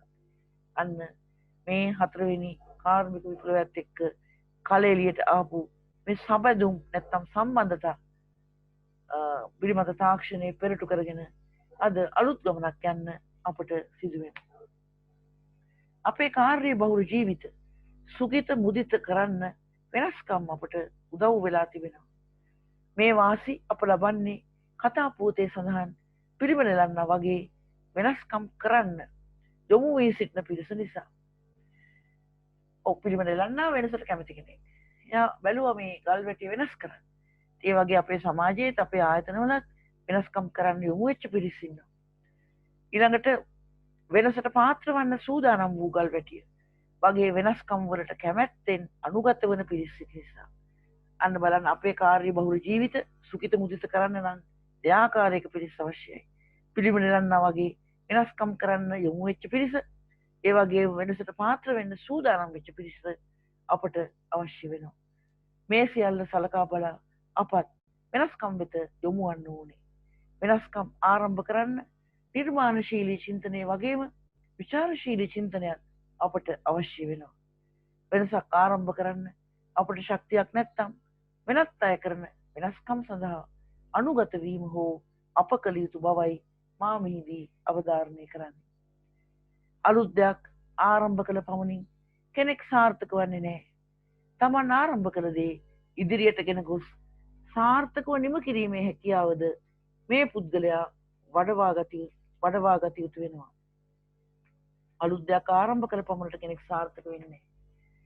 අර බුදුහාමුදුරුවෝ කිව්වා ආරම්භ කරපු දේ ඉදිරියට ගෙනියන්න සාර්ථකව නිම කරන්න කියලා. එහෙනම් මේ සඳහා ආරම්භ කරපු දේ ඉදිරියට ගෙන යාම සඳහා මොහුට අන් අයගේ සහාය ඕනෑ කරනවා. වෙනස්කම් වෙත ස්වකැමැත්තෙන් යොමු වන අය වැදගත් වන්නේ මේ අවස්ථාවේදී. Tamanට වෙනස්කම් කරන්න බෑ. නමුත් වෙනත් කෙනෙක් කරන වෙනසක් සාර්ථක කරගන්න ඒ අය ඊර්ෂ්‍යාකාරී හැඟීම් වලින් තොරව දායක වෙනවා. ජාතික මට්ටමින් හඳුන්වා දෙන විෂයමාලා ප්‍රතිසංස්කරණ බොහෝ විට පාසල් තලයේ මුල් නොබසින්නේ මේ දෙවනුව සඳහන් කළ වර්ගයට අයිති පිරිස් දුර්ලභ නිසා. වෙනත් කෙනෙක් ආරම්භ කරන පිරිසක් සන්තෝෂයෙන් ඉස්සරහට ගෙනියන්න ඉදිරිපත් වෙන්නේ නැති පිරිස වැඩි නිසා තමයි මේ ඉහළින් හඳුන්වා දෙන ප්‍රතිසංස්කරණ පාසල් මට්ටමේ ආයතනගත වීම ප්‍රමාද වෙන්නේ. මේ තත්ත්වය ජය ගන්න ඉහළ මට්ටම් වල විෂයමාලා කළමනාකරුවන් කරන්නේ වෙනස් වීම කාරකීන් චේන්ජ් ඒජන්ට්ස්ලා පත් කරගන්නවා. මේ අය දෙමව්පියන්, සිසුන්, ගුරුවරුන්, විදුහල්පතිවරුන් වැනි අධ්‍යාපනයේ විවිධ ග්‍රාහක කණ්ඩායම් වෙත යොමු වෙලා වෙනස ආරම්භ කළ අයගේ අපේක්ෂණ මේ කණ්ඩායම් වෙත ගෙන යන්න උත්සාහවත් වෙනවා. අන්න චේන්ජ් ඒජන්ට් කෙනෙක් කරන දේ, වෙනස් වීම කාරකයෙක් කරන දේ, වෙනස් විය යුතු අය එක්ක ලං වෙලා සම්බන්ධතා ඇති කරගෙන අර වෙනස් වීම හඳුන්වා දුන්නු අයගේ අපේක්ෂණ මේ අයට හඳුන්වලා දීලා ඒ අය වෙනස වෙත යොමු කරගන්න උත්සාහවත් වෙනවා.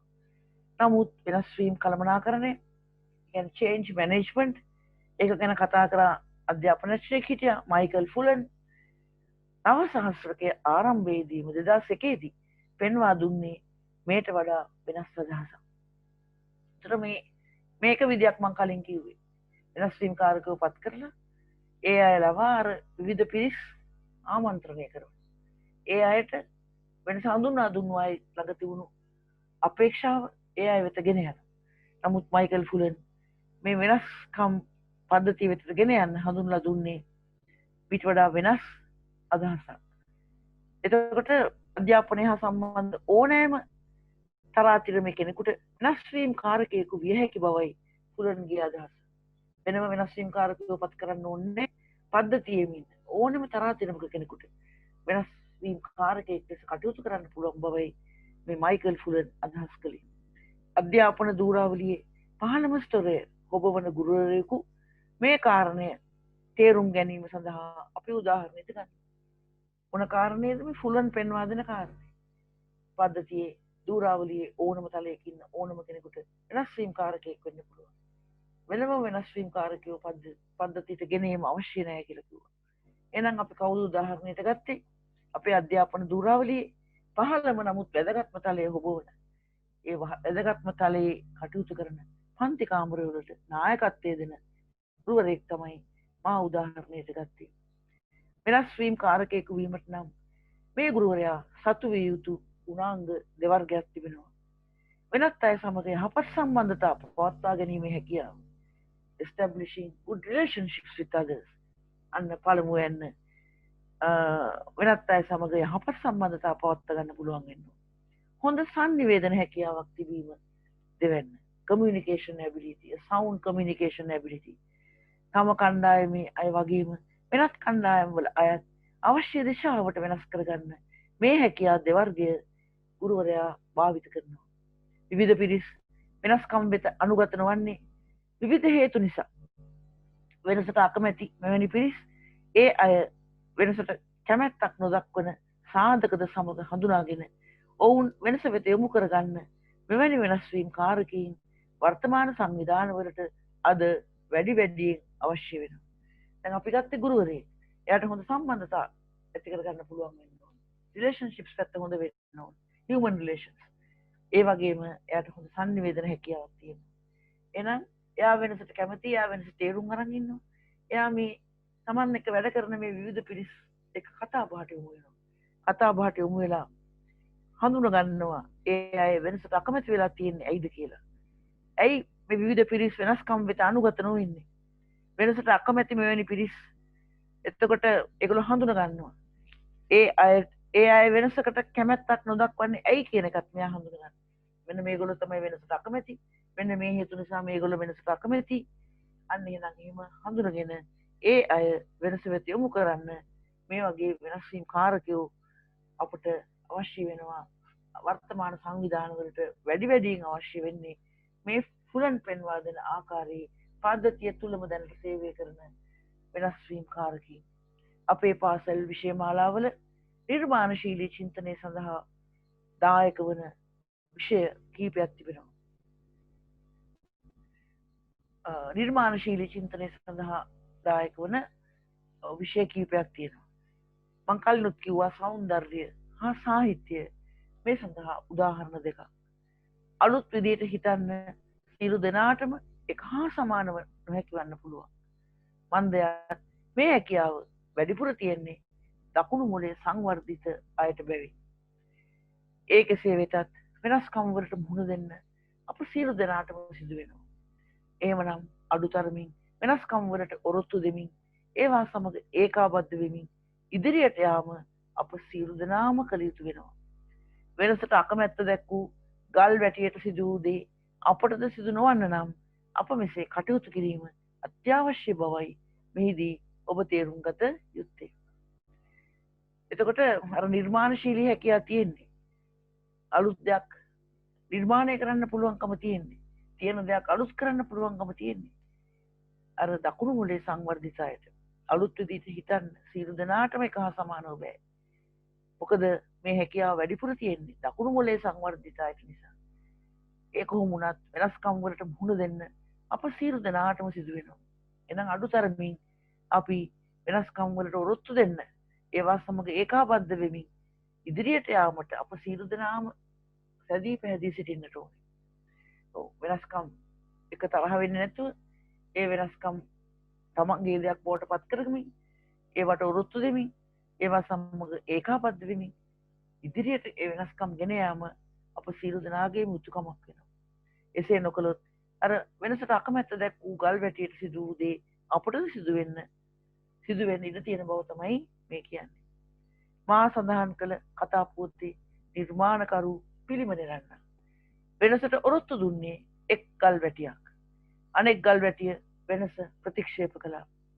වෙනස්කම් ප්‍රතික්ෂේප කරන අය අවසානයේදී පරදින බව මේ කතා පුවතට සවන් දුන් ඔබ තේරුම් ගන්න ඇති. මේක තමයි ස්වභාවය. වෙනස්කම් ප්‍රතික්ෂේප කරන අය යම් දවසක පරදිනවා, කනගාටුවට පත් වෙනවා. ඒ නිසා නොපමාව වෙනස්කම් වෙත යොමු වෙමින් වෙනස්කම් කරන අය දිරිගන්වමින් වෙනස්කම් වෙත යොමු වූ තරුණ පිරිසක් පාසලෙන් හෝ ඔබ සේවය කරන වෙනත් ආයතනයකින් හෝ රටට දායක කරන්න ඔබත් උත්සාහවත් වෙන්න. මේ සංගායනාව පවත්වන්නේ අධ්‍යාපන පිරිස සඳහා පමණක් නොවේ වෙනත් ආයතනවල පෞද්ගලික ආයතන, සේවා ආයතන, ඒ වගේම නිෂ්පාදන ආයතනවල තියෙනවා මානව සම්පත් සංවර්ධනය කියන කොටස්. ඒ තැන්වලත් ඒ සේවා දායකින් විවිධ ආකාරයෙන් සංවර්ධනය කරනවා, සේවය සඳහා සුදුසුම් බවට පත් කරනවා. ඒ නිසායි මම මේ කියන්නේ අපි නොපමාව වෙනස්කම් වෙත යොමු වෙන්නට ඕනේ. වෙනස්කම් කරන අය දිරිගන්වමින් වෙනස්කම් වෙත යොමු වූ තරුණ පිරිසක් පාසලෙන් විතරක් නෙමෙයි වෙනත් ආයතනයක සේවය කරන කෙනෙක් ඉන්නවනම් ඔබ සේවය කරන ඒ ආයතනයනුත් මේ වගේ කෙනෙක් රටට දායක කරන්න, දායාද කරන්න ඔබත් උත්සාහවත් වෙන්න කියලායි මා මේ අවසානයේදී ඔබෙන් ඉල්ලා සිටින්නේ. අපේ සැසීර නියමිත කාලය අවසන් වෙන නිසා අපි දැන් යමු අපේ ඉංග්‍රීසි පදමාලාව පොඩ්ඩක් අධ්‍යයනය කරන්න. පළවෙනි පදය intrapersonal skills. ඉන්ට්‍රා කියන්නේ අන්තක් පුද්ගල හැකියාව. තව නමක් ඒකට කියනවා personal skills. පුද්ගල හැකියාව. ආයි කියනවා soft skills. මෘදු කුසලතා. ආයි කියනවා generic skills. පොදු කුසලතා. ආන්න චින්තන කුසලතා thinking skills කියන්නේ මෙන්න මේ නම් වලින් හඳුන්වන මෙන්න මේ කුසලතාවලට. ඉන්ට්‍රාපර්සනල් කියන්නේ ආධ්‍යාත්මයෙන් පැන නගින නිසා. ඒතර එක පුද්ගලයාට සුවිශේෂ නිසා පර්සනල් ස්කිල්ස් කියනවා. මේවා අර හાર્ඩ් ස්කිල්ස් නෙමෙයි. එතකොට අපි දන්නවා thinking skills වල සමහර ඒවා අපිට පුළුවන් විෂයන්ගෙන් ලබා ගන්න. මොන වගේ විෂයන්ගෙන්ද? සෞන්දර්ය, සාහිත්‍ය වගේ වයින් නිර්මාණශීලී චින්තනය, විද්‍යාව, ගණිතය වගේ වයින් විචාරශීලී චින්තනය ලබා ගන්න. එහෙම ලැබෙනකොට හાર્ඩ් ස්කිල් එක. නැත්තම් මොකද වෙන්නේ? මොන විෂයක් ගත්තත් ඒ විෂය උගන්වන ඉගෙනීම් ක්‍රියාවලිය හරහා මේ චින්තන හැකියාව ලබා දෙනවා නම් අන්න එතෙන්දී ඒක වෘද්ධ කුසලතාවක් බවට පත් වෙනවා. එහෙනම් අපිට පේනවා චින්තන කුසලතා ඇතැම් විට දෘঢ় කුසලතා විදිහට ඇතැම් විට මෘදු කුසලතා විදිහටත් ලැබෙනවා. හැම ගුරුවරයෙකුටම චින්තන හැකියාව සංවර්ධනය කරන්න පුළුවන් නිසා අපි ඒකට මෘදු කුසලතා කියනවා. ඒ කොහොමද කරන්නේ? ඒ ගුරුවරයා අනුගමනය කරන ඉගෙනීම් ක්‍රියාවලිය නවීකරණය කළා එයාට පුළුවන් මෘදු කුසලතාවක් ලෙස චින්තන කුසලතා සංවර්ධනය කරන්න. දැන් මෙතන තියෙනවා පද කීපයක්: competencies නිපුණතා, abilities හැකියාව, practices පුරුදු, skills කුසලතා. එතන මෙතන මේ skills කියන්නේ පුරුල් කුසලතා. අර සුවිශේෂ කතුරකින් කපනවා, ගම් ගාලා අලවනවා, කොලයක් නවනවා, ඒ වගේ පුංචි කුසලතා නෙමෙයි. මේ ස්කිල්ස් කියන්නේ එතන ස්කිල්ස් කියන්නේ පුරුල් කුසලතා කියලා අපි කියනවා. එතකොට දැන් අර්ථ දෙකකින් මේ වචනේ පාවිච්චි කරනවා. සමහර රටවල් මේ පුරුල් කුසලතා වලට කියන්නේ නිපුණතා කියලා. ඇමරිකාව වගේ රටවල් වල පාවිච්චි වෙන්නේ නිපුණතා කියන වචනේ. නිපුණතාවකට අපිට ඇබිලිටි එකක් හැකියාවක් කියන්න පුළුවන්. නිපුණතාව කියන්නේ ජීවිත කාලයටම අදාළ පුරුදු. ප්‍රැක්ටිසස් කියන්න පුළුවන්. ඒතර මේ වගේ වචන ලෝකේ භාවිත වෙන අතර බ්‍රිතාන්‍ය වගේ රටවල් මේ නිපුණතාවලට ඒගොල්ලෝ කියන්නේ කුසලතා කියලා. හැබැයි අර සුවිශේෂ කුසලතා නෙමෙයි. කුසලතා ගොඩක් එකතු වෙලා හැදෙන පුළුල් කුසලතාවක් බවයි මා ඔබට සිහිපත් කරන්නේ. ඒතර මේ වචන අර they are used interchangeably කියලා කියනවා. හුවමාරු කරලා පාවිච්චි කරනවා. එක එක රටවල් වල පාවිච්චි වෙන අර්ථයන් අරගෙන අපිත් පාවිච්චි කරනවා. එතකොට ඇමරිකාවේ ලියවුණු පොත්වල නිපුණතා කියන වචනේ තියෙනකොට බ්‍රිතාන්‍යයන් ලියන පොත්වල තියෙන්නේ කුසලතා කියන වචනේ. අපි කතා කළා 3 types of thinking. චින්තන වර්ග 3යි. convergent thinking අபிසාරී චින්තනය පරණ එක. divergent thinking අපසාරී චින්තනය විහිදෙන්න හිතනවා. ඊළඟට මේකේ convergent කියන්නේ එක තැනකට ඉලක්ක කරලා හිතනවා. මේක විසිරුම් විදියට හිතනවා. and lateral thinking පාර්ශ්වීය චින්තනය. අපි බ්ලූම්ගේ වර්ගීකරණ දෙකක් කතා කරා. බ්ලූම්ස් ඔරිජිනල් ටැක්සොනොමි. බ්ලූම්ගේ මුල් වර්ගීකරණය. ඒක ක්‍රිටිකල් තින්කින් පැත්තට යොමු වෙන්නේ. විචාරශීලී චින්තනයට යොමු වෙන්නේ. විචාරශීලී චින්තන හැකියාවයි සංවර්ධනය කරන්නේ. අනිත් එක තමයි බ්ලූම්ගේ සංශෝධිත වර්ගීකරණය රිවයිස්ඩ් ටැක්සොනොමි. ඒක නිර්මාණශීලී චින්තනයේ පැත්තට යොමු වෙලා තියෙනවා. ඔබට මතක ඇති ක්‍රතෝල් හා ඇන්ඩර්සන් මේක වෙනස් කරලා අර උඩටම දැම්මේ ක්‍රියේටිවිටි කියන එක. එතකොට understanding, recalling, understanding, analyzing, ඊට පස්සේ evaluating, අන්න ඊට පස්සේ creating දැම්මා. creating ඇතුලේ තමයි අර සංශ්ලේෂණය අඩංගු කළේ. එහෙනම් අර පියවර 6ක් තාමත් තියෙනවා. නමුත් අලුත් පියවරක් එකතු වුණා creating අවසාන පියවර. සංශ්ලේෂණය ඒක තුලට ගිහින් තියෙනවා. එහෙනම් recalling, understanding, analyzing, ඊට පස්සේ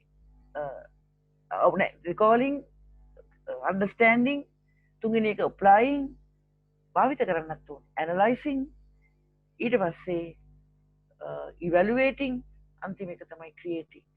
එහෙනම් බ්ලූම්ගේ මේ සංශෝධිත වර්ගීකරණය තුළ නිර්මාණශීලී චින්තනයට ක්‍රියේටිව් තින්කින් වලට විශේෂ තැනක් හිමි වෙලා තියෙනවා. අපි බලමු මේ ක්‍රිටිකල් තින්කින් විචාරශීලී චින්තනය යටතේ බ්ලූම්ගේ පළවෙනි වර්ගීකරණය මොනවද අවධාරණය කරේ? විශ්ලේෂණය, ඇනලයිසිං. ඇනලිසිස් කියලා එකක් එතන තිබුණා. Analysis, right? knowledge, comprehension, analysis, comprehension, application, analysis, synthesis සහ evaluation වලින් එක ඉවරුනේ. analyzing කියලා එකක් තිබුණා. seeing relationships සම්බන්ධතා දකින්න ඕනේ. නේද? අපි අර මොකද්ද jigsaw puzzle එකක් කෑලි වලට කැඩුවහම මොකද්ද පේන්නේ? රතු පාට කොටස් ඔක්කොම එකතු වෙලා එකට තියෙනවා වහලා හදන්න. නිල් පාට කොටස් එකතු වෙලා අහස හදන්න. කොළ පාට කොටස් එකතු වෙලා තනකොළ ටික හදන්න. එහෙනම් සම්බන්ධතා දැකීම අපි නැවත අමුණන්නේ මේ සම්බන්ධතා දැකීම මත. ඊළඟට කෑලි වලට කැඩුවනම් ඊට පස්සේ වර්ග කරන්න පුළුවන්. රතු පාට කෑලි, කොළ පාට කෑලි, නිල් පාට කෑලි. ආන්න පුංචි ළමයි වර්ග කරනවා. අපිටත් ගැඹුරු වර්ගීකරණයන් කියන්න වෙනවා. ක්ලාසිෆයින් කියන එකත් මේ ක්‍රිටිකල් තින්කින් වල කොටසක්. රීසනින් හේතු හොයන, හේතු දක්වනවා. ඊළඟට ලොජිකල් තින්කින් ලොජිකලි. අපි ඒකට කියනවා තර්ක කරනවා, තර්කනේ, තර්කානුකූල චින්තනය. arriving at judgment කියන්නේ විනිශ්චයන් වෙත එළඹෙනවා. making decisions තීරණ ගන්නවා. solving problems ගැටලු විසඳනවා. මෙන්න මේ වගේ කාරණා බොහොමයක් විචාරශීලී චින්තනයේ ඇතුළේ තියෙනවා. විද්‍යාගන්ත විෂයන්ගෙන් මේක පහසු වෙන බව තමයි මා ඔබට සංගායනාව තුළ සැසිය තුළ ප්‍රකාශ කළේ. left brain students වම් මොලේ සංවර්ධිත සිසු දරු දැරියෝ ඒගොල්ලන්ට ඉන්ටෙලිජන්ස් කෝෂන්ට් එක වැඩි. බුද්ධි බලය IQ වැඩි. එතකොට අන්න ඒ හැකියාව තියෙන නිසා තමයි මේ ක්‍රිටිකල් තින්කින් වලට ඒගොල්ලෝ දක්ෂ. අර අලියට පියාඹන්න බැරුව වගේ. එක එක ශිෂ්‍යයන්ට එක එක දක්ෂතා තියෙනවා. එතකොට මාළුවට පිහිනන්න පුළුවන්. කුරුල්ලට පියාඹන්න පුළුවන්. එහෙනම් මේ වම් මොලේ සංවර්ධිත වෙච්ච සිසුන්ට හොඳ බුද්ධි බලයක් තියෙන නිසා මේ විචාරශීලී චින්තනයට අදාළ හැකියා ඉහළ මට්ටමින් ප්‍රදර්ශනය කරන්න පුළුවන්. නිර්මාණශීලී චින්තනය ඒක හා සම්බන්ධ වෙන්නේ නවීකරණ හා නව උත්පාදන. ඉනෝවේෂන්ස් කියන්නේ නවීකරණ, ඉන්වෙන්ෂන්ස් කියන්නේ නව උත්පාදන. ඒකට දක්ෂ කවුද? right brain students. දකුණු මොලේ තියෙන සිසු. අපි කියනවා EQ පැත්ත හොඳයි. emotional quotient එක හොඳයි. හදවත පැත්ත. emotional quotient පැත්ත හොඳයි. ආන්න එහෙනම් අපිට පේනවා මේ දකුණු හා වම් මොලේ සංවර්ධිත වෙච්ච සිසුන් හරියට අර පියාඹන්න පුළුවන් පක්ෂියා හා පීනන්න පුළුවන් මාළුවා වගේ. ඒ දෙන්නට කරන්න පුළුවන් වැඩක් තියෙනවා. නමුත් මාළුවාට පියාඹන්න බෑ, පක්ෂියාට පීනන්න බෑ. ඉතින් අපි මේ කරන ඇගීම් ක්‍රමය කොච්චර අසාර්ථකද කියන එක තේරුම් ගන්න මම හිතන්නේ ඒක හොඳම විශ්ලේෂණයක් බවට පත් වෙනවා. ක්‍රිටිකල් තින්කින් ඒ කියන්නේ මොකක්ද? විචාරශීලී චින්තනය. ඒක කොටස් දෙකකට බෙදුවා. ඔබ දැක්ක රූප සටහනේ විශ්ලේෂණාත්මක චින්තනය ඇනලිටිකල් තින්කින් විද්‍යා විෂයන්ගෙන් සංවර්ධනය වුණා. ලොජිකල් තින්කින් ඒ කියන්නේ තර්කානුකූල චින්තනය ගණිත විෂයෙන් සංවර්ධනය වුණා. ගණිත විෂයේ ජ්‍යාමිතිය කියලා විෂය කොටසක් තියෙනවා. අන්න ඒ විෂය කොටස තමයි තර්කානුකූල චින්තනය සංවර්ධනය කරන්නේ. ඊට පස්සේ අපි කතා කරන්නේ අර මේ ලොජිකල් තින්කින් යට තියෙන කොටස් දෙක ඩිඩක්ටිව් ලොජික් නිගාමී තර්කණය ස්වභාවික විද්‍යාවන්හි ඒක ජනප්‍රියයි. ඒක තමයි පාවිච්චි කරන ක්‍රමය. අපි ඒකට කියනවා නිගාමී තර්කණය කියලා. අපි ඒකට කියනවා නිගාමී තර්කණය කියලා. අනිත් පැත්තේ තියෙන්නේ උද්ගාමී තර්කණය ඉන්ඩක්ටිව් ලොජික්. අන්න සමාජ විද්‍යා විෂයන්හි ජනප්‍රිය වෙන්නේ උද්ගාමී තර්කණය. එහෙනම් නිගාමී තර්කණය යටතේ මොකද්ද කරන්නේ? අපි කල්පිත ගොඩනගනවා. කල්පිත කියන්නේ පුළුල් ප්‍රස්තුත. එතකොට ඒකේ සත්‍ය අසත්‍යතාව හොයන්න අපි දත්ත රැස් කරනවා. අන්න අපි කියනවා එහෙනම් කල්පිත ගොඩනගලා අපි ඒවා පරීක්ෂාවට ලක් කරනවා කියලා. ටෙස්ටිං හයිපොතෙසිස් කියන්නේ කල්පිත පරීක්ෂාවට ලක් කරනවා. ගොඩනගලා පරීක්ෂාවට ලක් කරනවා. කල්පිතයක් කියන්නේ తాවකාලික ගෙස් එකක්. ටෙන්ටිටිව් අනුමානයක් කියලා කියනවා. කෙනෙක් කියනවා සියලු මාංශ සුදු පාටයි. එයා ඒක කල්පිතයක් වශයෙන් පිටුවගෙන ඒක ඇත්ත නැත්ත බලන්න ඊළඟට ලෝ පුරා හංසීන් නිරීක්ෂණයට ලක් කරන්න පුළුවන්. සුදු පාට හංසීන් දකින්න තාක්කල් කල්පිතය පිළිගන්නවා. වෙනස් පාටක හංසයෙක් දැක්ක දාට කල්පිතය වැරදි කියලා ප්‍රතික්ෂේප කරනවා. ඊළඟට උද්ගාමී තර්කණය කරන සමාජ විද්‍යාවේ අය පරිශකව අපි හිතමු ඉස්කෝලේකට ගියා කියලා. ඒගොල්ලෝ පුංචි දත්ත එකතු කරන්නේ. collecting bits and pieces of data from a variety of sources. sources කියන්නේ මූලාශ්‍ර. විවිධ මූලාශ්‍ර වලින් පුංචි දත්ත එකතු කරනවා. පාසලකට ගිහිල්ලා ඒගොල්ලෝ ඉස්සෙල්ලා හමු වෙනවා අභ්‍යන්තර ප්‍රජාව, internal school community. විදුහල්පති, අනික් කළමනාකරන පාර්ශ්වයේ අනිත් අය, අධ්‍යයන කාර්ය මණ්ඩල, සිසු දරුදරියන් කතා කරන, හමු වෙලා කතා කරන. ඒ වගේම දෙමව්පියන් බාහිර ප්‍රජාව වෙතත් ඒගොල්ලෝ යොමු වෙනවා. ওই විදිහට පුංචි දත්ත ගොඩාක් එකතු කරනවා. ඊට පස්සේ ඒවා නිවියනිහිල්ලේ විශ්ලේෂණය කරලා අර පාසල ගැන ලොකු පින්තූරයක් ගොඩනගනවා. එහෙනම් මෙන්න මේ කියපු විචාරශීලී චින්තනය හා නිර්මාණශීලී විචාරශීලී චින්තනයේ අවස්ථා දෙක ඇනලිටිකල් තින්කින් එක කියන්නේ විශ්ලේෂණාත්මක චින්තනය හා තර්කානුකූල චින්තනය වඩවාගත්ත අයට මේ විද්‍යා ගණිත විෂයන් හරහා ඒගොල්ලෝ තීරණ ගැනීමට දක්ෂයි. They are good decision makers and good problem solvers. ගැටලු විසඳන්නට ඒගොල්ලෝ දක්ෂයි.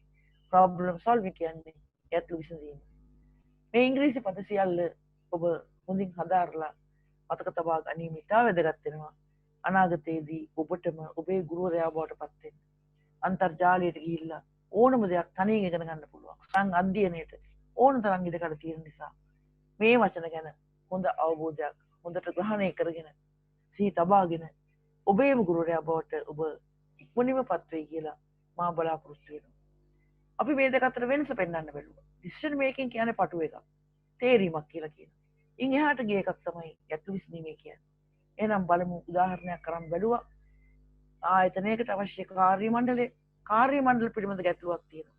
කාර්ය මණ්ඩලේ මදි ඌනතා තියෙනවා. වැඩ කරගන්න බෑ. කොහොමද මේ ගැටලු විසඳන්නේ? අන්න තීරණ ගැනීමකින් පටන් ගන්න. කොහොමද තීරණ ගන්නේ? assessment of human resource needs. මානව සම්පත් අවශ්‍යතා assessment කියන්නේ තක්සේරු කරනවා. human resource needs මානව සම්පත් අවශ්‍යතා තක්සේරු කරනවා. ඊළඟට recruitment බඳවා ගැනීම පටිපාටි සකස් කරනවා.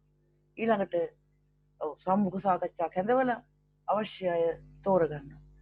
මෙන්න මේ දක්වා තමයි මේ තේරීමක් කරන තැන දක්වා කරලා තියෙන්නේ තීරණ ගැනීම. තීරණ ගැනීමෙන් නවතින්න බෑ. ගැටලුව තාම තියෙනවා.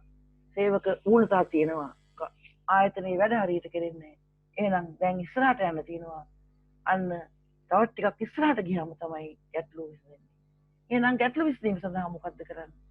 තෝරාගත්ත අය ස්ථාපනය කරනවා. ඒගොල්ලෝ බඳවා ගන්නවා. ඕරියන්ටේෂන් ඒගොල්ලෝ දිශාභූත කරනවා. කොම්පෙන්සේෂන් වැටුප් දෙවනවා. මොටිවේෂන් අභිප්‍රේරණය කරනවා. පිටින් විට කාර්ය සාධනය අගයනවා. ස්ටාෆ් ඔපරේසර් ඒ අනුව උසස් වීම ලබා දෙනවා. එතකොට එහෙනම් මෙන්න මේ ටික කරනකොට තමයි මේ ස්ථාපනයේ ඉඳලා බඳවාගත්ත තැන ඉඳලා මේ කාර්ය සාධන ඇගීම් කරලා ඒ අවශ්‍ය මට්ටම් ළඟා කරගත්ත අය උසස් කරනවා. නැති අය තව සංවර්ධනය කරනවා. මෙන්න මේ හරියට කරනකොට තමයි ගැටලු විසඳෙන්නේ. එහෙනම් decision making වලට එහා ගිය පුරුල් ක්‍රියාවලියක් ගැටලු විසඳීම කියන එකයි මම මේ කියන්නේ. entrepreneurs ඔබ දන්නවා ව්‍යවසායකයෝ ඒගොල්ලෝ change oriented වෙනස්කම් වෙත යොමු වෙලා තියෙනවා. ඒගොල්ලෝ නම්‍යශීලී පිරිසක්. flexible කියන්නේ නම්‍යශීලී. demonstrate initiative ඒගොල්ලෝ ප්‍රදර්ශනය කරන ආරම්භන හැකියාව. initiative කියන්නේ ආරම්භන හැකියාව. ඒගොල්ලෝ ප්‍රදර්ශනය කරනවා අදිෂ්ඨානය determination. ඒගොල්ලෝ ප්‍රදර්ශනය කරනවා commitment. අපි කියනවා කැපවීම ප්‍රදර්ශනය කරනවා. හැබැයි බහුතරයක් මේ ව්‍යවසායකත්ව ගණයට වැටෙන්නේ ඒගොල්ලෝ පහසුතා කලාප ගොඩනගාගෙන ඉන්නවා. comfortable zones. ඒගොල්ලෝ resistance to change. වෙනස්කම් වෙත ප්‍රතිරෝධය දක්වනවා. ඒගොල්ලෝ වෙනසට බයයි. වෙනස නිසා දුක් විඳින්න කැමති නැහැ. පහසුතා කලාපයෙන් එළියට එන්නේ නැහැ. එළියට එන එක වාසි බව දන්නවා. නමුත් එළියට එන්න ඌමනාවක් නැහැ. තමන් පහසුවෙන් ඉන්න තැන ඉන්නවා දුක් විඳින්න කැමති නැහැ. අපි කතා කළා traditional teacher roles, ගතානුගතික ගුරු භූමිකා, transmission පළමු වෙන්න, සම්ප්‍රේෂණය, transaction දෙවෙන්න, ගනුදෙනු. ඊට පස්සේ තොරතුරු යුගයත් එක්ක අලුත් ගුරු භූමිකාවක් අද ජනප්‍රිය වෙනවා. new transformation role, නව පරිණාමන ගුරු භූමිකාව. ලෝකයේ රටවල් වල ගුරුවරු අද ගමින් ඉන්නේ මේ නව පරිණාමන ගුරු භූමිකාව වෙත. නමුත් අපේ ගුරුවරු කනගාටුවට කාරණයක් තවමත් ගනුදෙනුව තවමත් සම්ප්‍රේෂණය කියන ට්‍රාන්ස්මිෂන් කියන තැනත් ගනුදෙනුව නැත්නම් ට්‍රාන්සැක්ෂන් කියන තැනත් හිර වෙලා ඉන්නවා. එතකොට අපි කිව්වා මේ නව ගුරු භූමිකාවට ගියාම ලොකු වෙනස්කම් ඇති වෙනවා. විප්ලවීය වෙනසක් ඇති කළා අපි 2007. methods for learning ඉගෙන ගන්න ක්‍රම වෙනස් කළා. methods for teaching ඉගෙනවීම ක්‍රම වෙනස් කළා. methods for assessment කියලා දෙයක් කලින් තිබුණේ.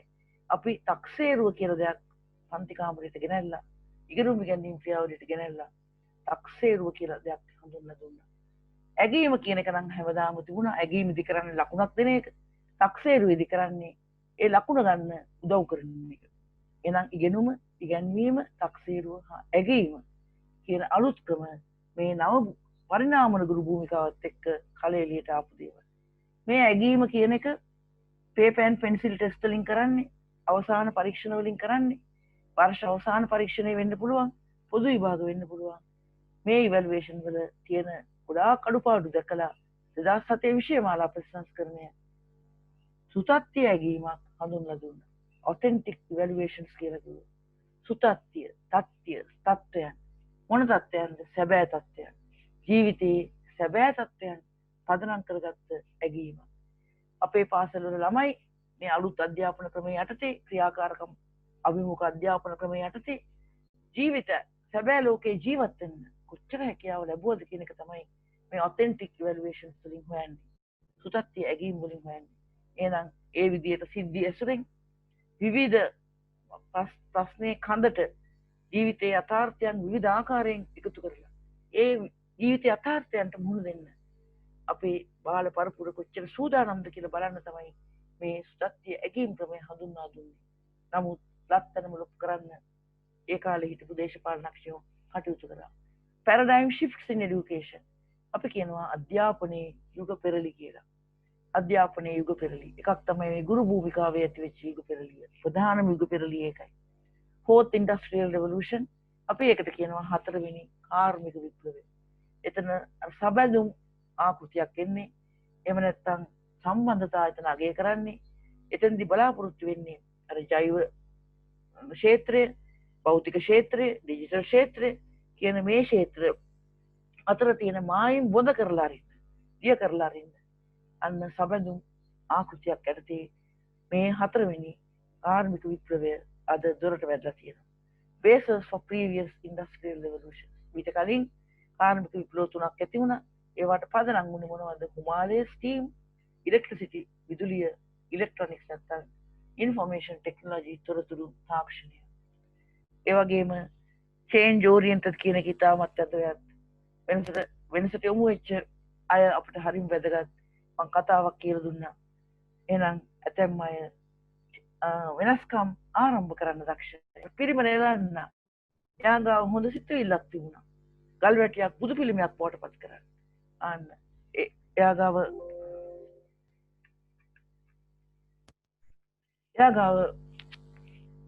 හොඳ පින්තූරයක් තිබුණා. එයා ගාව චේන්ජ් ඕරියන්ටඩ් කෙනෙක්ගේ පිළිවෙල ගන්න. එහෙනම් එයා ගල් වැටියකට ආරාධනා කළා වෙනස් වෙන්න කියලා. වෙනසක් ආරම්භ කරන්න උත්සාහ කරා. ඉනිෂියේට් චේන්ජ්. නමුත් ඒකට ගල් වැටිය කැමති වුණේ නැහැ. නමුත් එවැනි ගල් වැටිය සතුටෙන් කැමති වුණා. එයා මේ පිළිවෙල ගන්නාගේ අදහස තමාගේ දෙයක් වඩපත් කරගන්න, ඇඩොප්ට් කරගන්න. ඇඩොප්ට් චේන්ජ්. අන්න ඒ වෙනසට අනුගත වෙන්න කැමති වුණා. ඒ වෙනස අනුව තමාගේ වෙනස්කම් ඇති කරගන්න. ඇඩැප්ට් ටු චේන්ජ්. අනුවර්තනය වෙන්න. ඇඩොප්ට් කියන්නේ තමන්ගේම කරලා ගන්න එක. යමක් තමන්ගේම කරලා ගන්න එක ඇඩොප්ට් කියනවා. ඒ අනුව හැඩ ගැහෙන එක, අනුවර්තනය වෙන එක ඇඩොප්ට් කියලා කියනවා. අපි අවසාන වශයෙන් චේන්ජ් ඒජන්ට්ස් ගැන කතා කරා. වෙනස් වීම කාරකයෝ.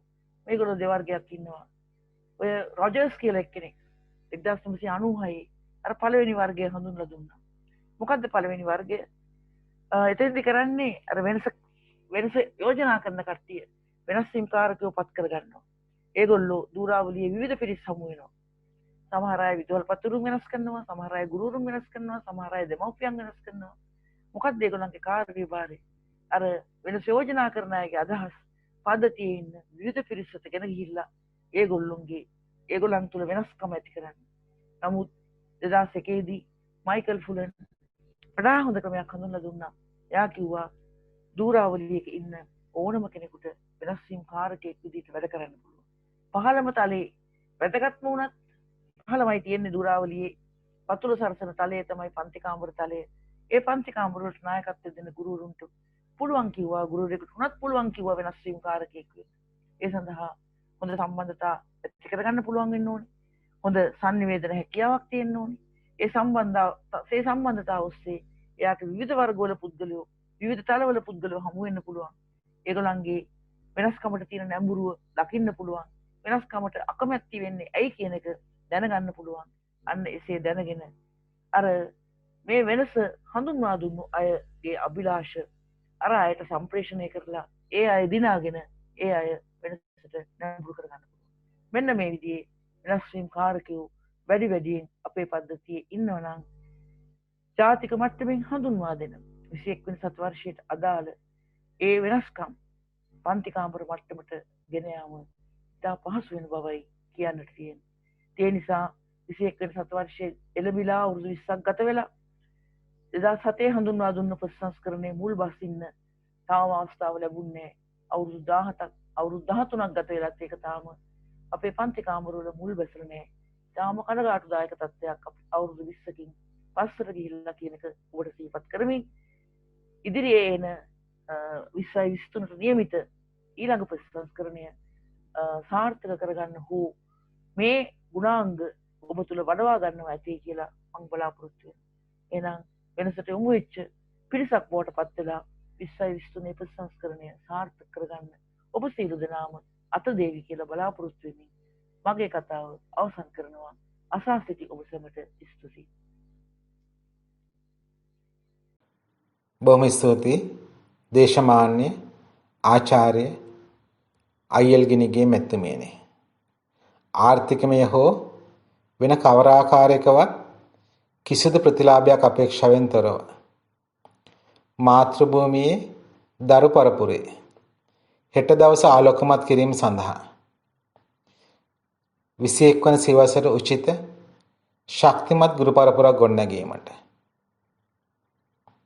ඔබතුමියගේ දැනුම අත්දැකීම් පරිණතිය මුසු කරමින් ගලාගෙන යන මෙම අධ්‍යාපනික සංගායනාවේ ඉතා හරවත් දේශනයකට අද සවන් දෙන්න ලැබුණා. නව රාජ්‍යයක් බලයට පත් වෙලා අලුත් අරමුණු ඔස්සේ මාතෘභූමිය නගා සිටවන්න බලාපොරොත්තු වන මොහොතක මුළු ලෝකෙම තිරසාර සංවාද ඉලක්ක ඔස්සේ නැගී සිටීමට උත්සාහ දරන මොහොතක නිර්මාණශීලීත්වය තර්කානුකූල චින්තනය කේන්ද්‍ර කරගෙන මුළු ලෝකයේම ගමන් කරන මොහොතක අපේ රටේ අධ්‍යාපනය තුළ චින්තන හැකියාවන් කෙරෙහි වැඩි අවධානය යොමු කරමින් නිර්මාණශීලීව හිතන්න පුළුවන්, විචාරශීලීව හිතන්න පුළුවන්, තර්කානුකූලව හිතන්න පුළුවන් දරපරපුරක් අධ්‍යාපනය තුළින් ගොඩනැගීමට අද දේශනය ඉතාම ප්‍රයෝජනවත් වෙනවා. අභියෝග වලට අභියෝග කරන්න පුළුවන්. අභියෝග වලට නිර්මාණශීලීව මුහුණ දෙන්න පුළුවන්. වෙනස් වීම හමුවේ ඵලදායී වෙනස් වීමෙන් අභියෝග වලට සාර්ථකව මුහුණ දෙමින් රැකියා සොයන්නන් නෙවෙයි රැකියා මවන්නන් බවට සාර්ථක ව්‍යවසායකයන් බවට වෘත්තීය නිපුණතාවන් සහිත නිපුණයන් බවට මානව සම්පත ගොඩනැගීම සඳහා චින්තන හැකියාව අත්‍යවශ්‍යයි. නිර්මාණශීලී, විචාරශීලී, තාර්කික බුද්ධියෙන් හෙබි මානව සම්පතක් ගොඩනැගීම අධ්‍යාපනඥයන් වන ගුරුවරුන් වන අප සියලු දෙනාගේම අද දවසේ යුතුකමයි. අද දවසේ කාර්යභාරය. 21 වන සියවස තුළ සියලු අභියෝග වලට මුහුණ දෙමින් තමන්ගේ ජීවිතයත් මාතෘභූමියත් ලෝකයත් දික්විජය කිරීම සඳහා ඵලදායී කිරීම සඳහා චින්තන හැකියාව නිර්මාණශීලීව හිතන්න පුළුවන්කම තර්කානුකූලව හිතන්න පුළුවන්කම විචාරශීලීව හිතන්න පුළුවන්කම අපි සැමට අවශ්‍යයි. කවර ශේෂ්ත්‍රයකවත් කවර වෘත්තිකයකවත් තමන්ගේ වෘත්ති ජීවිතය ආලෝකමත් කරන්න තමන්ගේ ශ්‍රේෂ්ඨය ආලෝකමත් කරන්න නිර්මාණශීලීත්වය තාර්කික බුද්ධිය විචාරශීලී බව අත්‍යවශ්‍යයි. එබැවින් දේශමාන ආචාර්ය අයියල්ගිනිගේ මෙත්තුමියනි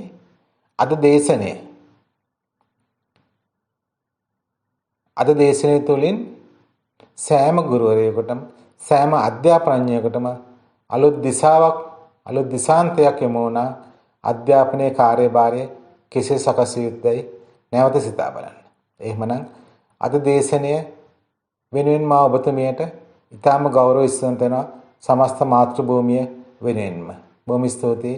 මම ජානක කමල්ගොඩ ප්‍රධාන විධායක නිලධාරී දකුණු ආසියා අන්තර්ජාතික උසස් අධ්‍යාපන ආයතනය.